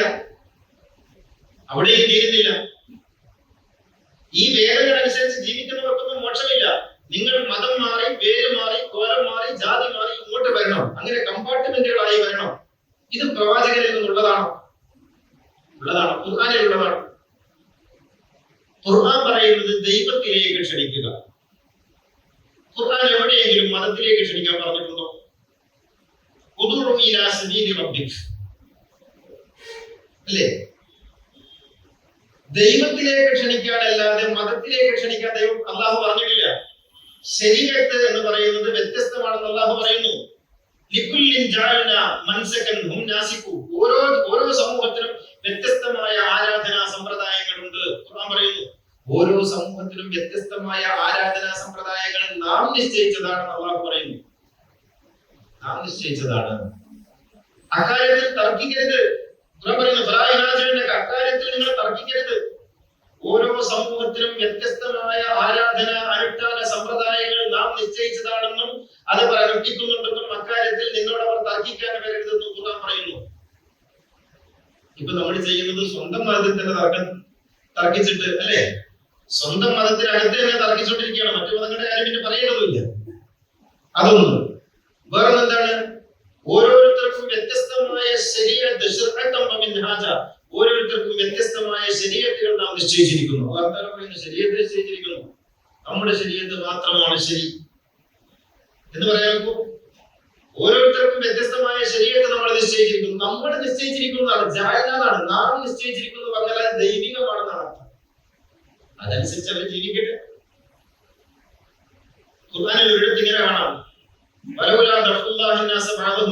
എന്ന് പറഞ്ഞിട്ട് മനുഷ്യൻ ചില മനുഷ്യരിൽ ചില ആളുകൾ ചിലരെ പ്രതിരോധിച്ചു നിർത്തിയിരുന്നില്ല എങ്കിൽ ദൈവത്തിന്റെ നാമം അനുസ്മരിക്കപ്പെടുന്ന മഠങ്ങളും കനീസകളും ചർച്ചുകളും അമ്പലങ്ങളും പള്ളികളും എല്ലാം ഇവിടെ നശിപ്പിക്കപ്പെട്ടു പോയേനെ. നോക്കിയേ, പള്ളികളെ കുറിച്ച് മാത്രമല്ല പറയാൻ, ദൈവനാമങ്ങൾ സ്മരിക്കപ്പെടുന്ന അമ്പലങ്ങൾ. ഖുർആൻ പറയുന്നു ദൈവനാമങ്ങൾ സ്മരിക്കപ്പെടുന്ന അമ്പലങ്ങൾ, ദൈവനാമം സ്മരിക്കപ്പെടുന്ന ചർച്ചുകൾ, ദൈവനാമം സ്മരിക്കപ്പെടുന്ന മഠങ്ങൾ, ദൈവനാമം സ്മരിക്കപ്പെടുന്ന മസാജിദുകൾ എന്നാണ്. അവിടെ ഫീഹ എന്ന് പറയുന്നതിന്റെ ലമീർ മസ്ജിദിലേക്ക് മാത്രം മടങ്ങുന്നു പറഞ്ഞിട്ട് നാം അവിടെ സീൽ വെച്ചു. നിങ്ങൾ ആലോചിച്ച് നോക്കണം. ഇങ്ങനെ ചർച്ചുകളെയും മഠങ്ങളെയും കനീസകളെയും അമ്പലങ്ങളെയും ചേർത്ത് പിടിച്ച് അവിടങ്ങളിലെല്ലാം മുഴങ്ങുന്നത് ദൈവനാമങ്ങളാണ് എന്ന് ഖുർആൻ സ്ഥിരീകരിക്കുമ്പോൾ അമ്പലത്തിന് പിന്നെ കൊടുക്കുന്നത് വേശ്യാലയത്തിന് കൊടുക്കുന്നത് പോലെയാണെന്ന് പുരോഹിതന്മാർ പറയും. നിങ്ങൾ കേട്ടതാണല്ലോ. അപ്പൊ മതം എന്ന് പറയുന്നത് ഒരു അധികാര ഘടനയായി തീരുകയും അത് വേദത്തിൽ നിന്ന് അകലുകയും ജനങ്ങളെ വേദത്തിൽ നിന്ന് അകറ്റുകയും ദൈവത്തിൽ നിന്ന് അകറ്റുകയും അത് ഒരു പ്രത്യേക സെക്ടറായി മാറുകയും ശുദ്ധിവാദത്തിന്റെയും മേന്മാവാദത്തിന്റെയും തജന്യമായി വർഗീയവാദത്തിന്റെയും ഉച്ചസ്ഥായിയിൽ എത്തുകയും ചെയ്തു എന്നുള്ളതാണ് വാസ്തവം. ഇവിടെയും തീർന്നില്ല. നമ്മുടെ മതത്തിൽപ്പെട്ട ആളുകൾ നന്മ ചെയ്താൽ മാത്രമേ നന്മയാവുള്ളൂ. നമ്മുടെ മതത്തിൽപ്പെട്ട ആളുകൾ നന്മ ചെയ്താലേ നന്മയാവുള്ളൂ. മഹാത്മാഗാന്ധി അദ്ദേഹം ഒരു ശൂന്യമല്ലേ എന്ന് പ്രസംഗിക്കുന്ന പ്രസംഗം ഞാൻ നേരിട്ട് കേട്ടതാണ്. എന്ത് പറഞ്ഞിട്ടെന്താണ്? മദർ തെരേസ, ഞാൻ ഏതെങ്കിലും വ്യക്തിയെ പേരെടുത്ത് പറയുകയല്ല, പെട്ടെന്ന് നമുക്ക് അറിയാൻ വേണ്ടി പറയുന്നത്. മദർ തെരേസ അറിയത്തില്ലല്ലേ എന്ത് പറഞ്ഞിട്ടെന്താ?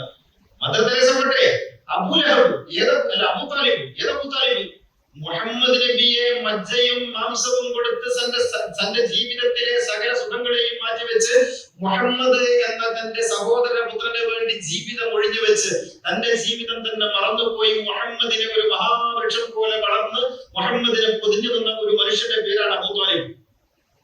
ആലോചിക്കണം. അബൂതാലിബ് എന്ന് പറഞ്ഞാൽ അബൂതാലിബ് ഇല്ലെങ്കിൽ ഇന്ന് ഇസ്ലാമില്ല, അബൂതാലിബ് ഇല്ലെങ്കിൽ മുഹമ്മദ് ഇല്ല, അബൂതാലിബ് ഇല്ലെങ്കിൽ ഖുർആനില്ല.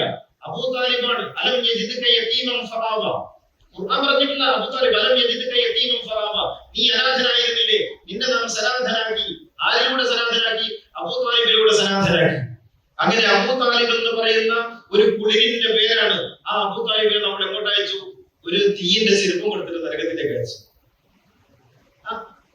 മൂപ്പര് നരകത്തില്ല. കാരണം ഈ സമുദായത്തിന്റെ ഭാഗമായില്ല. ആലോചിച്ച് നോക്ക്, മൗലൂദ് കഴിച്ച് ബിരിയാണി തിന്ന നമ്മുടെ സ്വർഗത്തില് മുഹമ്മദ് നബിയെ പൊതിഞ്ഞു നടന്ന് എല്ലാ എല്ലാ പ്രയാസങ്ങളിൽ നിന്നും സംരക്ഷിച്ചു നിർത്തിയ ഒരു മഹാമനുഷ്യനെ നമ്മുടെ നരകത്തിലേക്ക് അയച്ചു. കാരണം അത് അലിന്റെ ബാപ്പയാണ്. അത് അങ്ങനെ ഒരു പൊളിറ്റിക്സ് അതിന്റെ പിന്നിലുണ്ട്.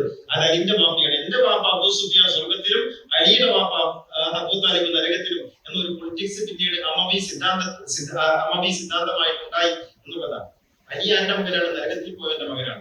മുആവിയ ആന്റെ മകനാണ്, സ്വർഗത്തിൽ പോയവന്റെ മകനാണ്. ഇതാണ് അതിന്റെ പൊളിറ്റിക്സ്. അത് വേറെ, അത് കാര്യം നമുക്ക് പിന്നെ പറയാം. ഞാൻ പറയുന്നത് ഈ രീതിയിലാണ് സംഭവിച്ചത്.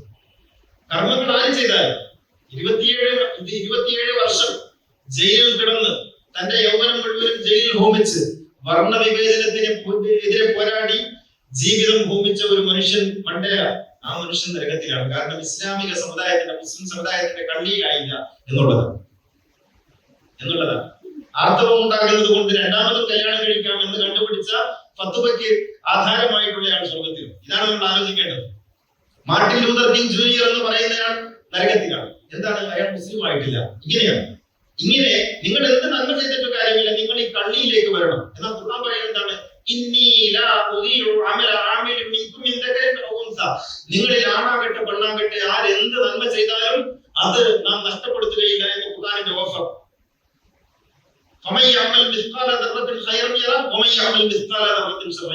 നിങ്ങളിൽ ആര് നന്മ ചെയ്താലും, അണുമണി തൂക്കം നന്മ ചെയ്താലും അത് കാണും, തിന്മ ചെയ്താലും അത് കാണും.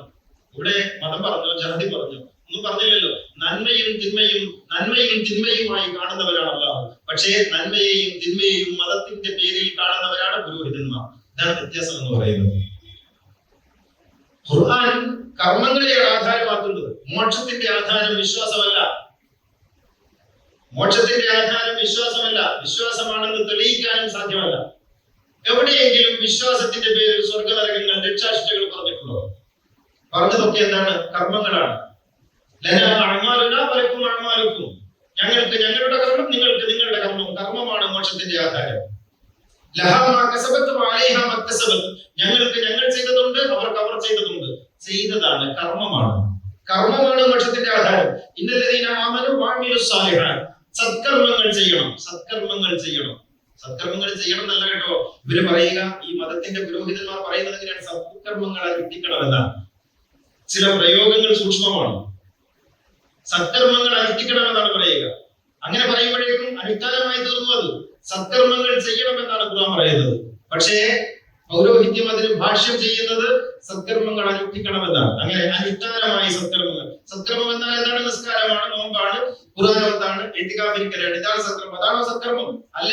ഖുർആൻ പറയുന്നു നിസ്കരിക്കുകയും സത്കർമ്മങ്ങൾ പ്രവർത്തിക്കുകയും ചെയ്യുന്നവർ. അപ്പൊ സത്കർമ്മം നിസ്കാരത്തിന്റെ അപ്പുറത്തല്ലേ? നിസ്കരിക്കുകയും സത്കർമ്മങ്ങൾ പ്രവർത്തിക്കുകയും ചെയ്യുന്നവർ എന്ന് മാത്രമല്ല, ഒരിടത്ത് ഖുർആൻ പറയുന്നു, സൂറ ബഖറയിൽ 176 ഖുർആൻ പറയുന്നു, കിഴക്കോട്ട് തിരിയുന്നതും പടിഞ്ഞാറോട്ട് തിരിയുന്നതും അല്ല പുണ്യം, അനാഥർക്ക് അന്നം കൊടുക്കുന്നതാണ് പുണ്യം. എന്താ പറഞ്ഞതിന്റെ അർത്ഥം മനസ്സിലായില്ലേ? സൂറത്തുൽ മാഇദയിൽ പറയുന്നു, അറായിത്തല്ലദീ യുകദ്ദിബു ബിദ്ദീൻ ഫദാലിക്കല്ലദീ യദുൽ യതീം. മതനിഷേധി അനാഥരെ ആട്ടിയകറ്റുന്നവരാണെന്നും അഗതികൾക്ക് വേണ്ടി പ്രവർത്തിക്കാത്തവരാണെന്നും സൂറ മാഇദയിൽ പറയുന്നു. മതത്തെ കുറിച്ചുള്ള വളരെ വളരെ കൃത്യമായ വ്യക്തമായ നിർവചനമാണ്. അപ്പോ സത്കർമ്മം എന്ന് പറയുന്നത്, സത്പ്രവൃത്തി എന്ന് പറയുന്നത് മതഭേദമന്യേ മനുഷ്യരാര് പ്രവർത്തിച്ചാലും അത് ദൈവം കാണുമെന്നും അതിന്റെ പുണ്യം അവന് ലഭിക്കുമെന്നും ഖുർആൻ അസന്നിഗ്ധമായി പറയുന്നു. മതമല്ല, മനുഷ്യന്റെ കർമ്മങ്ങളെയാണ് ദൈവം നോക്കുന്നത്. വിശ്വാസം ഈ കർമ്മങ്ങൾക്ക് വേണ്ടിയാണ്. നിങ്ങൾ വിശ്വാസികളാവുക എന്നുള്ളത് നിങ്ങളുടെ കർമ്മം നന്നാക്കുന്നതിനുള്ള ഒരു ഉപാധിയായിട്ടാണ് പറയുന്നത്. അല്ലാതെ കർമ്മങ്ങൾ ഒഴിവാക്കി വിശ്വാസിയാവുക എന്നുള്ളതല്ല. കർമ്മമാണ് മോക്ഷത്തിന്റെ, രക്ഷാശിക്ഷകളുടെ, സ്വർഗനരകങ്ങളുടെ, മുക്തിയുടെ ഒക്കെ അടിസ്ഥാനവും ആധാരവുമായിട്ട് ഖുർആൻ പറയുന്നത് എന്നർത്ഥം. അപ്പോൾ എല്ലാ വേദങ്ങളും സത്യമാണ് എന്ന് ഖുർആൻ അടിക്കടി പറയുമ്പോൾ വേദങ്ങൾ ദുർബലപ്പെട്ടു പോയെന്നും കാലഹരണപ്പെട്ടു പോയെന്നും പറയുന്നത് വേദവിരുദ്ധമാണ്, ഖുർആൻ വിരുദ്ധമാണെന്ന് മനസ്സിലായല്ലോ. ഇനി ഭാരതത്തിലേക്ക് വരാം. ലോകത്ത് ഇന്ന് നാം കണ്ടിടത്തോളം മനുഷ്യൻ ഭാഷയാണല്ലോ മനുഷ്യന്റെ സംസ്കാരത്തിന്റെ ആധികാരിക രേഖയായി നാം സ്വീകരിക്കുക, മനുഷ്യ ചരിത്രത്തിന്റെ. അങ്ങനെയാണെങ്കിൽ ഇന്ന് ലോകത്ത് നിലനിൽക്കുന്ന ഏറ്റവും പുരാണമായ ഭാഷകളിൽ ഒന്ന്, ഒരുപക്ഷെ അല്ലെങ്കിൽ ഏറ്റവും പുരാണമായ ഭാഷ എന്ന് പറയുന്നത് തമിഴാണ്. തമിഴാണ്. അതിനുശേഷമാണ് ബാക്കിയുള്ള ഭാഷകളൊക്കെ ഉണ്ടായിട്ടുള്ളത്, സംസ്കൃതം ഉൾപ്പെടെ. അറബി ഭാഷ ഏറ്റവും പുതിയ ഭാഷകളിൽ ഒന്നാണ്. അറബി ഭാഷയ്ക്ക് ഏതാണ്ട് 3000 വർഷത്തെ ചരിത്രമേ ഉള്ളൂ. സെമിറ്റിക് ഭാഷകളിൽ ഏറ്റവും പുതിയ ഭാഷയാണ് അറബി. അറബി ഭാഷയുടെ ലിപി പേർഷ്യൻ ഭാഷയിൽ നിന്നുള്ളതാണ്. പേർഷ്യൻ ഭാഷയുടെ ലിപിയാണ് അറബി ലിപിയായിട്ട് അലിഫ് ബാ താ സ എന്ന് നമ്മൾ ഇന്ന് പറയുന്ന അൽ-ഹുറൂഫ് ഹിജായിയ എന്ന് പറയുന്ന അറബി ലിപി പേർഷ്യൻ ഭാഷയിൽ നിന്ന് കടക്കൊണ്ടതാണ്.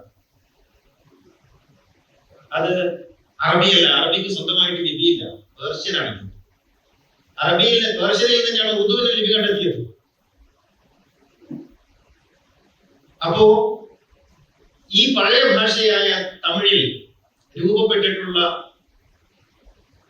വേദങ്ങൾ അല്ലെങ്കിൽ ആഗമങ്ങൾ എന്താണ് ഇവിടെ ഭാരതത്തിൽ പറയുന്നത്? ആഗമങ്ങൾ ഇന്ന് നിലവിൽ നമ്മുടെ കൈകളിലുള്ള വേദങ്ങളിൽ ഏറ്റവും പഴയതാണ്. അതിനുശേഷം ചൈനീസ് ഭാഷയിലാണ്. കൺഫ്യൂഷ്യസ് റസൂലുള്ളാഹിക്ക് മുമ്പ്, എന്റെ ഓർമ്മ ശരിയാണെങ്കിൽ യേശുവിന് മുമ്പ് ആണ് കൺഫ്യൂഷ്യസിന്റെ പ്രവർത്തനം. കൺഫ്യൂഷ്യസിന്റെ വചനങ്ങൾ വേദമാണ്. താവോയുടെ വചനങ്ങളുണ്ട്, അത് വേദമാണ്. ബുദ്ധാഗമങ്ങൾ, ബുദ്ധന്റെ വചനങ്ങൾ വേദമാണ്. ആഗമങ്ങൾ വേദമാണ്. ഭാരതത്തിലെ 4 വേദങ്ങൾ, 4 വേദങ്ങൾ നമ്മൾ ഒറ്റ വേദമാണ് കേട്ടോ. അത് ബാദരായണൻ 4 ഋഗ്, യജുർ, സാമം, അഥർവം എന്നിങ്ങനെ 4 ഖണ്ഡങ്ങളാക്കി മാറ്റിയതാണ്. യഥാർത്ഥത്തിൽ ഒറ്റ വേദമാണ്. ഒരു ഭാഷയിൽ ഒരു വേദമേ ഉള്ളൂ. അത് വ്യാസൻ 4 ഭാഗിച്ച് മനുഷ്യർക്ക് മനസ്സിലാക്കുന്നതിന് വേണ്ടി 4 ഭാഗിച്ച് എഴുതിയതേ ഉള്ളൂ. അത് ഒരു വേദത്തിന്റെ 4 ഭാഗങ്ങളാണ്. അത് പഴയതാണ്. അതിനുശേഷമാണ് തോറ, അതിനുശേഷമാണ് സബൂർ, അതിനുശേഷമാണ് ഇഞ്ചീൽ, അതിനുശേഷമാണ് ഖുർആൻ. ഇതൊക്കെയും ഒന്നൊന്നിന്റെ തുടർച്ചയാണ്. തുടർച്ച എന്ന് മാത്രമല്ല, ഇവിടെ പറയുമ്പോൾ നിങ്ങൾ തെറ്റിദ്ധരിക്കും, ഈ സമൂഹത്തെ തെറ്റിദ്ധരിപ്പിക്കുന്നതിന് വേണ്ടി പുരോഹിതന്മാർ പറയുന്ന ഒരു കാര്യമുണ്ട്. ഇത് ന്യൂ വേർഷനാണ്, പുതിയ എഡിഷനാണ്. മനുഷ്യൻ പുരോഗമിക്കുകയല്ലേ. അപ്പോ ആദ്യം പറഞ്ഞതിൽ നിന്ന് മനുഷ്യൻ കുറച്ച് കൂടിയത് മുന്നോട്ട് വന്നപ്പോ പുതിയ എഡിഷൻ വേണ്ടി വന്നു. അപ്പൊ പുതിയ വേർഷൻ വന്നു. അപ്പൊ പുതിയ വേർഷനല്ലേ നമ്മൾ സ്വീകരിക്കേണ്ടത്, അതല്ലേ നമ്മൾ എടുക്കേണ്ടത്. പഴയത് കൊണ്ട് നടക്കണം. ഈ പഴയത് പുതിയത് എന്ന സങ്കല്പം തെറ്റിദ്ധരിപ്പിക്കുന്നതിന് വേണ്ടിയാണ്. വേദങ്ങളിൽ പഴയതും പുതിയതുമില്ല. കാരണം വേദങ്ങൾ മൂല്യമാണ്. മൂല്യത്തിന് പഴയക്കം പുതുക്കം എന്നൊന്നില്ല. സത്യമേ പറയാവൂ. ഇത് 5000 കൊല്ലം മുമ്പ് പറയുമ്പോഴും ഇപ്പൊ പറയുമ്പോഴും രണ്ടും പുതിയതാണ്, രണ്ടും പഴയതാണ്. മൂല്യങ്ങളാണത്. മൂല്യങ്ങളിൽ വ്യത്യാസമില്ല. നിങ്ങൾ കള്ളം പറയരുത്. നിങ്ങൾ വിനയാന്വിതരായി നടക്കണം.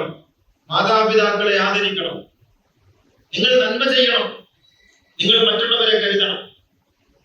ഇതിലെവിടെയാ പഴക്കം, അതിലെവിടെയാ പുതുക്കം? അപ്പൊ പഴക്കം പുതുക്കം എന്നൊന്നില്ല. പിന്നെ എന്തിന് വ്യത്യസ്ത വേദങ്ങൾ ഉണ്ടായി? ഈ ചോദ്യങ്ങൾ ഉണ്ടാകാം. പിന്നെ എന്തിനാ വ്യത്യസ്ത വേദങ്ങൾ ഉണ്ടായത്? വ്യത്യസ്ത വേദങ്ങൾ ഉണ്ടായത് വ്യത്യസ്ത ഭാഷകൾ ഉണ്ടായതുകൊണ്ട്. മനുഷ്യൻ, പ്രവാചകന്മാർ വരുമ്പോൾ ആ പ്രവാചകന്മാർ സംസാരിക്കുന്ന ഭാഷയിൽ വേദങ്ങൾ ഉണ്ടായി. ഒരു ഭാഷയിൽ ഒരു വേദമേ ഉള്ളൂ. ഒന്നിലധികം വേദങ്ങളുണ്ട്. ഏതെങ്കിലും ഭാഷ കാണിച്ചു തരാമെങ്കിൽ നമ്മൾ ഈ പറഞ്ഞതൊക്കെ പിൻവലിക്കാം. അറബിയിൽ ഖുർആൻ മാത്രം, അരമായിയിൽ ബൈബിൾ മാത്രം, സുറിയാനിയിൽ തോറ മാത്രം, സംസ്കൃതത്തിൽ ഭാരതീയ വേദം മാത്രം, തമിഴിൽ പിന്നെ നമ്മുടെ തിരുവള്ളുവരുടെ തിരുക്കുറൾ മാത്രം. അങ്ങനെയാണ്. ചൈനീസിൽ കൺഫ്യൂഷ്യസിന്റെ വചനങ്ങൾ മാത്രം, പാലിയിൽ ബുദ്ധന്റെ ആഗമങ്ങൾ മാത്രം. ഇത്രേ ഉള്ളൂ. ഒരു ഭാഷയിൽ ഒരു വേദം. ആ ഭാഷയിൽ പറഞ്ഞത് ഈ ഭാഷയിൽ പറയുന്നു. സംസ്കൃതത്തിൽ ഇറങ്ങിയ വേദങ്ങളിൽ പറയുന്നത് ആൽമരമാണെങ്കിൽ ഖുർആൻ അറബിയിൽ പറയുമ്പോൾ അത് ഈന്തപ്പനമരമായി തീരും. അത് അരമായിക്കിലാകുമ്പോൾ ഒലിവുമരമായി തീരും. ഇത്രേ വ്യത്യാസമുള്ളൂ. ഇവിടെ പശുവിനെ പറയും, അവിടെ ഒട്ടകത്തെ പറയും, അപ്പുറത്ത് കഴുതയെ പറയും. ഈ വ്യത്യാസമുള്ളൂ. ഒരേ കാര്യം വ്യത്യസ്തങ്ങളായ ബിംബകൽപ്പനകളിലൂടെ, വ്യത്യസ്തമായ പ്രതീകങ്ങളിലൂടെ പറയും. വേറൊരു വ്യത്യാസമില്ല. പറയുന്നതെല്ലാം ഒന്ന്. ഇവിടെ പറഞ്ഞില്ലേ, കുരിശ് വരച്ചാലും കുമ്പിട്ട് നിസ്കരിച്ചാലും ഒക്കെ കാണുന്നതും ഒന്ന്, കേൾക്കുന്നതും ഒന്ന്, കരുണാമയനാം ദൈവം ഒന്ന്. ഈ ദൈവം ഒന്ന് എന്ന് പറഞ്ഞതുപോലെ പറയുന്നതും ഒന്നാണ്. ഒരു വ്യത്യാസമില്ല. അതുകൊണ്ടാണ് തആലൂ ഇലാ കലിമത്തിൻ സവാഇൻ ബൈനനാ വബൈനകും എന്ന് ഖുർആൻ പറഞ്ഞത്. നമുക്കിടയിൽ ചില പിന്നെ ഏകോപനത്തിന്റെ ചില പോയിന്റുകൾ ഉണ്ടെന്നും ആ ഏകോപനത്തിന്റെ പോയിന്റുകളിൽ വരൂ, നമുക്ക് ഒരുമിച്ച് പോകാമെന്നും. വ്യത്യസ്തങ്ങളായ ആരാധനാ രീതികൾ വ്യത്യസ്തങ്ങളായിരിക്കട്ടെ എന്ന് ഖുർആൻ പറയുന്നു. ഖുർആന്റെ കോൺസെപ്റ്റ് എത്ര വിശാലമാണ് ഖുർആനിന്റെ കോൺസെപ്റ്റ്. ചർച്ചിലുള്ളവരെ, സിനഗോഗിലുള്ളവരെ, അമ്പലങ്ങളിലുള്ളവരെ, പള്ളികളിലുള്ളവരെ വരൂ. നമുക്ക് ചേരാവുന്ന പോയിന്റുകൾ ഉണ്ടല്ലോ, ആ ചേരാവുന്നിടത്ത് നമുക്ക് ചേരാം. എന്നിട്ട് വ്യത്യസ്തങ്ങളായ അവസ്ഥകൾ നിങ്ങൾക്ക് നിങ്ങളുടെ സിനഗോഗുകളിലേക്ക്, ഞങ്ങൾക്ക് ഞങ്ങളുടെ പള്ളികളിലേക്ക്, അമ്പലങ്ങളിലേക്ക് പോകാം, ആചാരങ്ങൾ കഴിയാം, വീണ്ടും ഒന്നിച്ചു വരാം. അങ്ങനെ ഒന്നിച്ചൊന്നിച്ചു പോകുന്ന ഒരുമയോടെ പോകാൻ നമുക്ക് എത്രയെത്ര മേഖലകളുണ്ടെന്ന്. ആ ഒരുമിച്ച് പോകാവുന്ന മേഖലകളിലെ കൂടുതലെന്ന് ഖുർആൻ നമ്മോട് ചോദിക്കുന്നു. പക്ഷേ നാം ഭിന്നിപ്പിന്റെ മാർഗങ്ങൾ തേടിക്കൊണ്ടേയിരിക്കുന്നു. കാരണം നാം ഭിന്നിക്കാൻ ഒരു പൗരോഹിത്യം ആഗ്രഹിക്കുന്നു എന്നുള്ളതാണ്, മതം ആഗ്രഹിക്കുന്നു എന്നുള്ളതാണ്. ഒരു മതത്തിനെതിരെയും ഖുർആൻ സംസാരിച്ചിട്ടില്ല. നിങ്ങൾ നോക്കൂ, ഖുർആനിൽ 2 സ്ഥലത്ത് ഖുർആൻ വ്യാഖ്യാനത്തിന്റെ രീതിശാസ്ത്രങ്ങളിൽ വളരെ പ്രധാനപ്പെട്ട ഒന്ന്, ഒരേ കാര്യം ഒരേ സ്വരത്തിൽ 2 ഇടത്ത് ആവർത്തിച്ചാൽ പിന്നെ അവിടെ ചർച്ചയില്ല എന്നാണ്.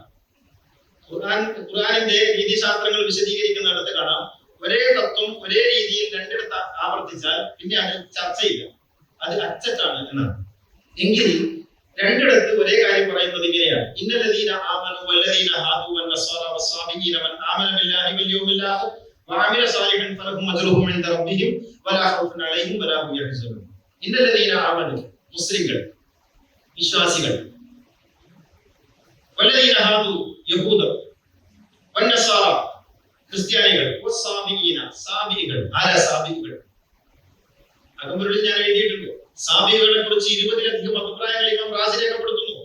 സാബികളെ കുറിച്ച് ഇമാം റാസി പറയുന്നു, അവർ പ്രകൃതി ആരാധകരാണ്. പുഴയെ ആരാധിക്കുന്നവർ, കല്ലിനെ ആരാധിക്കുന്നവർ, മണ്ണിനെ ആരാധിക്കുന്നവർ, മരത്തെ ആരാധിക്കുന്നവർ പ്രകൃതി ആരാധകരാണ്. ആ റാസി തന്നെ മറ്റൊരു അഭിപ്രായം പറയുന്നു, അല്ല, അവർ വിഗ്രഹാരാധകരാണ്. അദ്ദേഹം തന്നെ പറയുന്നു, അവർ അഗ്നി ആരാധകരാണ്. മറ്റൊന്ന് പറയുന്നു, ആരാധനകളോ അനുഷ്ഠാനങ്ങളോ ഇല്ലാത്ത കേവലം ദൈവവിശ്വാസം മാത്രമുള്ള ആളുകളാണ്. റാസി പറയുന്ന അഭിപ്രായങ്ങളാണ്. മറ്റ് 5-ാമത് അദ്ദേഹം പറയുന്നു, അവർ ഈശ്വരനെ തന്നെ നിഷേധിക്കുന്നവരാണ്. പ്രകൃതിയുടെ ശക്തിയിൽ മാത്രം വിശ്വസിക്കുന്നവർ, നിശ്ചിതമായ ഒരു ഈശ്വര സങ്കല്പമില്ലാത്തവർ. ഇങ്ങനെ വ്യത്യസ്തങ്ങളായ അഭിപ്രായങ്ങൾ സാബി എന്ന പദത്തിനുണ്ട്. ആ പദത്തെയാണ് ഖുർആൻ പറഞ്ഞിരിക്കുന്നത്.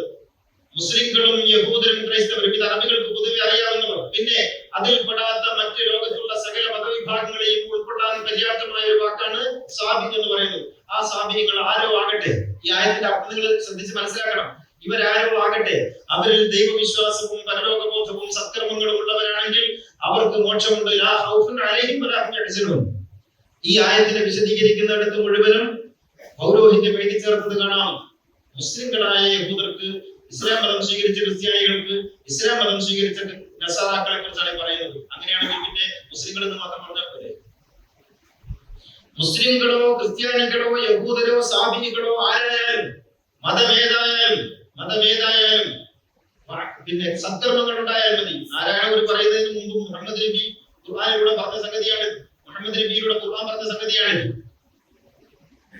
നിങ്ങൾ ക്രിസ്ത്യാനി ആകട്ടെ, നിങ്ങൾ യഹൂദരാകട്ടെ, നിങ്ങൾ ഹിന്ദു ആകട്ടെ, നിങ്ങൾ ആരോ ആകട്ടെ, നിങ്ങൾ മുസ്ലിം ആകട്ടെ, നിങ്ങൾക്ക് ഇപ്പറഞ്ഞ മൂല്യങ്ങളോട് കൂടി സത്കർമ്മങ്ങൾ ഉണ്ടെങ്കിൽ, സത്കർമ്മങ്ങളാൽ സമ്പന്നമാണ് നിങ്ങളുടെ ജീവിതമെങ്കിൽ, ലാ ഖൗഫുൻ അലൈഹിം വലാ ഹും യഹ്സനൂൻ, നിങ്ങൾക്ക് സാൽവേഷൻ ഉണ്ട്, മോക്ഷമുണ്ട്, മുക്തിയുണ്ട്, നിങ്ങൾ ഭയപ്പെടേണ്ടതില്ല, ദുഃഖിക്കേണ്ടതില്ല എന്ന് ഖുർആൻ പറയുന്നു. ഇതേ സംഗതി സൂറ മാഇദയിൽ 69-ാം വചനത്തിൽ പറയുന്നു.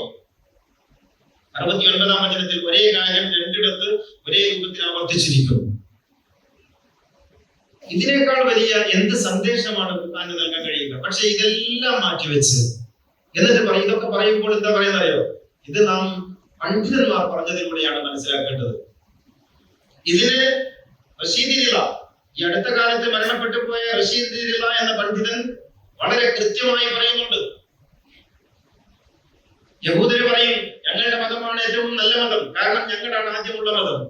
ക്രിസ്ത്യാനികൾ പറയുമല്ല, ഞങ്ങളുടെ മതമാണ് ഏറ്റവും നല്ല മതം, ഞങ്ങളാണ് പിന്നെ കുരിശുമരണത്തിലൂടെ ലോകത്തെ രക്ഷിച്ച ആളുടെ മതം ഞങ്ങളുടേതാണ്. മുസ്ലിങ്ങൾ പറയും ഞങ്ങളുടെ മതമാണ് ഏറ്റവും നല്ല മതം, കാരണം ഇത് അവസാനത്തെ മതമാണ്.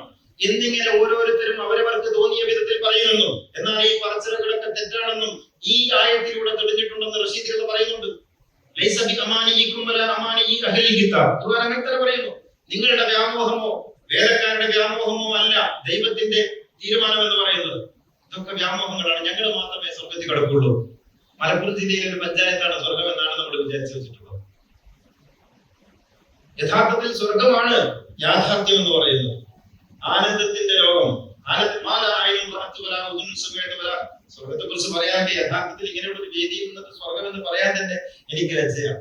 കാരണം സ്വർഗത്തെ കുറിച്ച് എമ്മാതിരി സെവൻസ്റ്റാർ ഹോട്ടലിൽ പോലും തോറ്റുപോകുന്ന വിധത്തിൽ എമ്മാതിരി കഥകളാണ് പറഞ്ഞുകൊണ്ടിരിക്കുന്നത്. ഒക്കെ വാഴ എന്നൊക്കെ പറഞ്ഞിട്ട് അല്ലെ കേട്ടിരിക്കാൻ കൊള്ളൂ, കുടുംബത്തോടൊപ്പം കേട്ടിരിക്കാൻ കൊള്ളൂ. ഇമ്മാതിരി വൃത്തികേടുകൾ ഇങ്ങനെ സ്വർഗത്തെ കുറിച്ച് പറഞ്ഞിട്ട് സ്വർഗം എന്ന് പറഞ്ഞാൽ, എന്നിട്ട് അവിടെ കിട്ടുന്ന വോൾട്ടയെ കുറിച്ച്, ജോണി വാക്കറിനെ കുറിച്ചൊക്കെയാണ് അതിന്റെ അവിടെ കിട്ടുന്ന ഈ രീതിയിൽ വർത്താനം പറഞ്ഞുകൊണ്ടിരിക്കുകയാണ്. സ്വർഗം എന്ന് പറഞ്ഞാൽ യഥാർത്ഥത്തിൽ സ്വർഗം എന്ന് പറഞ്ഞാൽ അത്യാനന്ദത്തിന്റെ ലോകം. നീ സത്യം, ജ്ഞാനം, ആനന്ദം, നീ തന്നെ വർത്തമാനവും ഭൂതവും ഭാവിയും ഓതും മൊഴിയും ഓർക്കിൽ നീ എന്ന് ഗുരു പറഞ്ഞതുപോലെ ജ്ഞാനത്തിന്റെയും ആനന്ദത്തിന്റെയും ലോകമാണ്. അവിടെ പിന്നെ വേറൊന്നുമില്ല.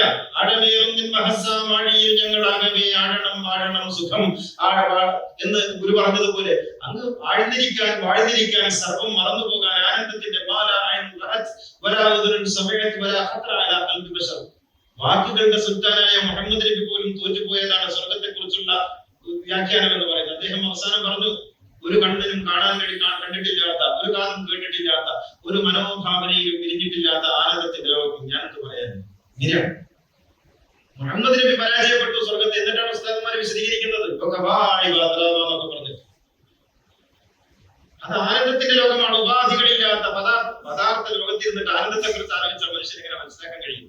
പദാർത്ഥ നിരപേക്ഷമായ മറ്റൊരു ലോകം, അതൊരു മനോഭാവം, അത് വേറൊരു തലം.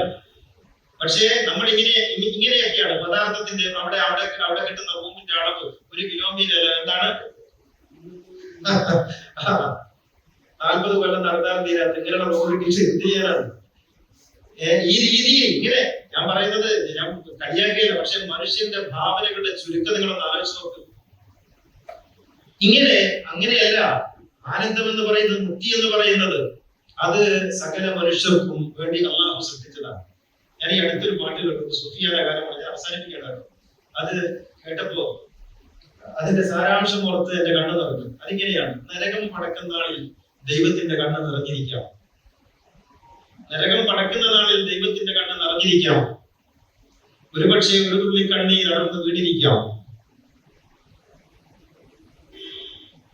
ഇങ്ങനെ യഥാർത്ഥത്തിൽ കഴിക്കാനും പൊരിക്കാനും ഇരിക്കുന്നവരാണോ ദൈവം? ബിസ്മില്ലാഹിർ റഹ്മാനിർ റഹീം എന്ന് പറയുന്ന വാക്കിന്റെ അർത്ഥം എന്താണ്? ആ വാക്കിന്റെ അർത്ഥം തിരിയൂല മതത്തില്. കാരണം ബിസ്മില്ലാഹിർ റഹ്മാനിർ റഹീം എന്ന് പറഞ്ഞിട്ടാണ് ആ പാവം മൃഗത്തിന്റെ കഴുത്തിൽ കത്തിവെക്കുന്നത്. കാരുണ്യത്തിന്റെ പേര് പറഞ്ഞ് കത്തിവെക്കുന്ന ഒരു ശീലത്തിൽ എങ്ങനെയാണ് കാരുണ്യം അർത്ഥവത്തായി തീരുക?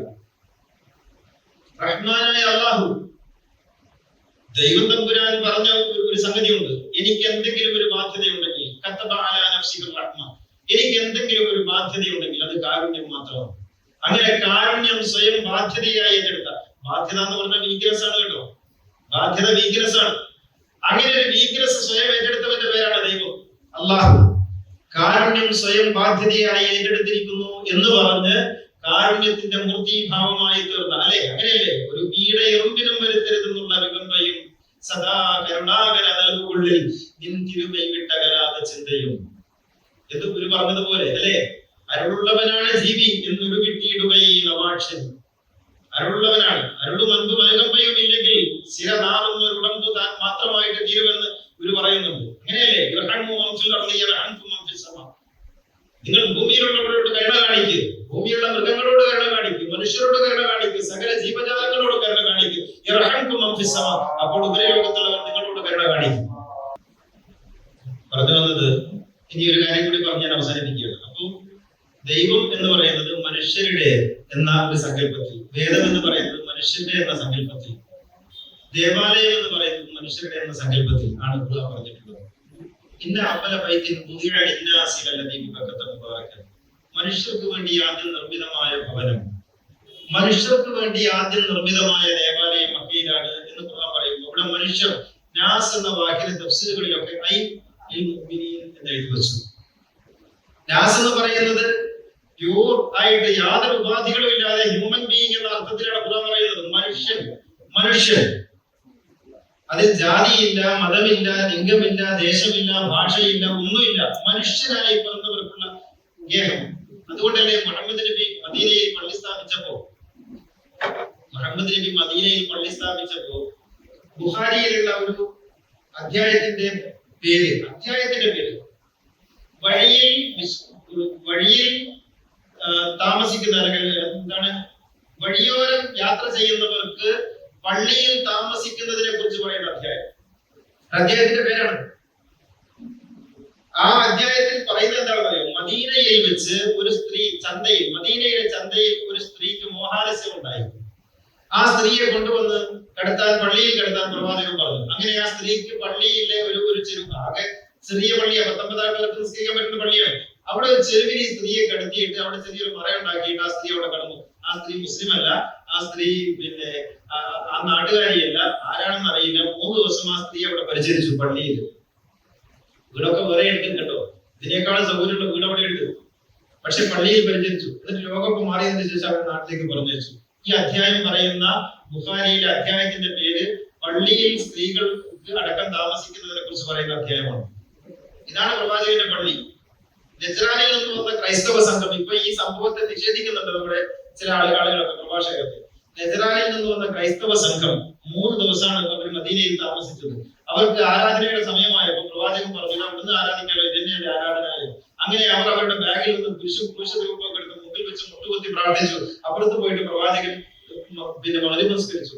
ഇതാണ് പ്രവാചകന്റെ പള്ളി എന്ന് പറയുന്നത്. ഇത് മതസൗഹാർദ്ദമല്ല, അതാണ് മതം. ഇത് മതസൗഹാർദ്ദമോ സൗഹാർദ്ദ നാട്യമോ ഒന്നുമല്ല. ഇതാണ് പ്രവാചകന്റെ മതം, ഇതാണ് പ്രവാചകന്റെ അധ്യാപനം, ഇതാണ് ഖുർആൻ. ഈ ദേവാലയ സങ്കല്പം നമുക്ക് ഇന്ന് പറ്റുമോ? ഇത് യഥാർത്ഥത്തിൽ എങ്ങനെയാണ് നമ്മൾ ഇതിനെ വ്യാഖ്യാനിക്കുക? ഇങ്ങനെ ഈ രീതിയിൽ മതത്തെ മാനവികതയിൽ നിന്ന് അടർത്തി മാറ്റി, മതത്തെ സാമുദായികമാക്കി മാറ്റി, മതത്തെ വർഗീയമായി വ്യാഖ്യാനിച്ച്, വേദത്തെ മനുഷ്യരിൽ നിന്ന് അടർത്തി മാറ്റി, ദൈവത്തിൽ നിന്ന് മനുഷ്യരെ അടർത്തി മാറ്റി ദൂരെയാക്കി വെച്ച് മതങ്ങൾ മനുഷ്യരെ ഭരിച്ചുകൊണ്ടിരിക്കുന്നു. ഇതാണ് ഇന്ന് നമ്മൾ കാണുന്നത്. അതുകൊണ്ടാണ് മതങ്ങൾക്ക് ശത്രു സങ്കല്പം ഉണ്ടാക്കേണ്ടത്. നിങ്ങൾ നോക്കൂ, ഏത് പള്ളിയിൽ പോയാൽ നിങ്ങൾ ആദ്യം പ്രസംഗത്തിൽ കേൾക്കുന്ന ഒരു വാക്കുണ്ട്. ഇനി നിങ്ങൾ ശ്രദ്ധിച്ചാൽ മതി, പക്ഷെ നിങ്ങൾ ശ്രദ്ധിച്ചിട്ടുണ്ടാവില്ല. ഇസ്ലാം കടുത്ത പ്രതിസന്ധിയിലൂടെയാണ് കടന്നു പോകുന്നത്. ഇത് പറയാൻ തുടങ്ങിയിട്ട് ആയതിന്റെ പോലായിരുന്നു. ഇത് ഹിന്ദുക്കൾ പറയും, നമ്മുടെ ഹിന്ദു മതം കടുത്ത പ്രതിസന്ധിയിലൂടെ കടന്നു പോകുന്ന നാടുകളിലാണ് നാം ജീവിക്കുന്നത്. ഇത് ക്രിസ്ത്യാനികളും പറയും. ഇങ്ങനെ പറയാതെ പൗരോഹിത്യത്തിന് നിലനിൽപ്പില്ല. ഇങ്ങനെ ഭയപ്പെടുത്തിയും ഭീഷണിപ്പെടുത്തിയും നിഴൽ യുദ്ധം നടത്തിയും ശത്രുസങ്കല്പത്തിലൂടെയുമാണ് ഇതിനെ ഇങ്ങനെ പിടിച്ചു നിർത്തിക്കൊണ്ടിരിക്കുന്നത്. പക്ഷേ കാലം മാറി, സമൂഹം തിരിച്ചറിഞ്ഞു തുടങ്ങി, മാനവികതയിലേക്ക് അടുത്തു തുടങ്ങി, മതത്തിന്റെ അന്തസ്സത്ത മനുഷ്യൻ തേടി തുടങ്ങി. ഇത് തീർച്ചയായും മാറും, മാറാതെ തരമില്ല. മതങ്ങൾക്ക് മാറിയേ പറ്റൂ. ഇനി നമുക്ക് ചർച്ചയിലേക്ക് പ്രവേശിക്കാം.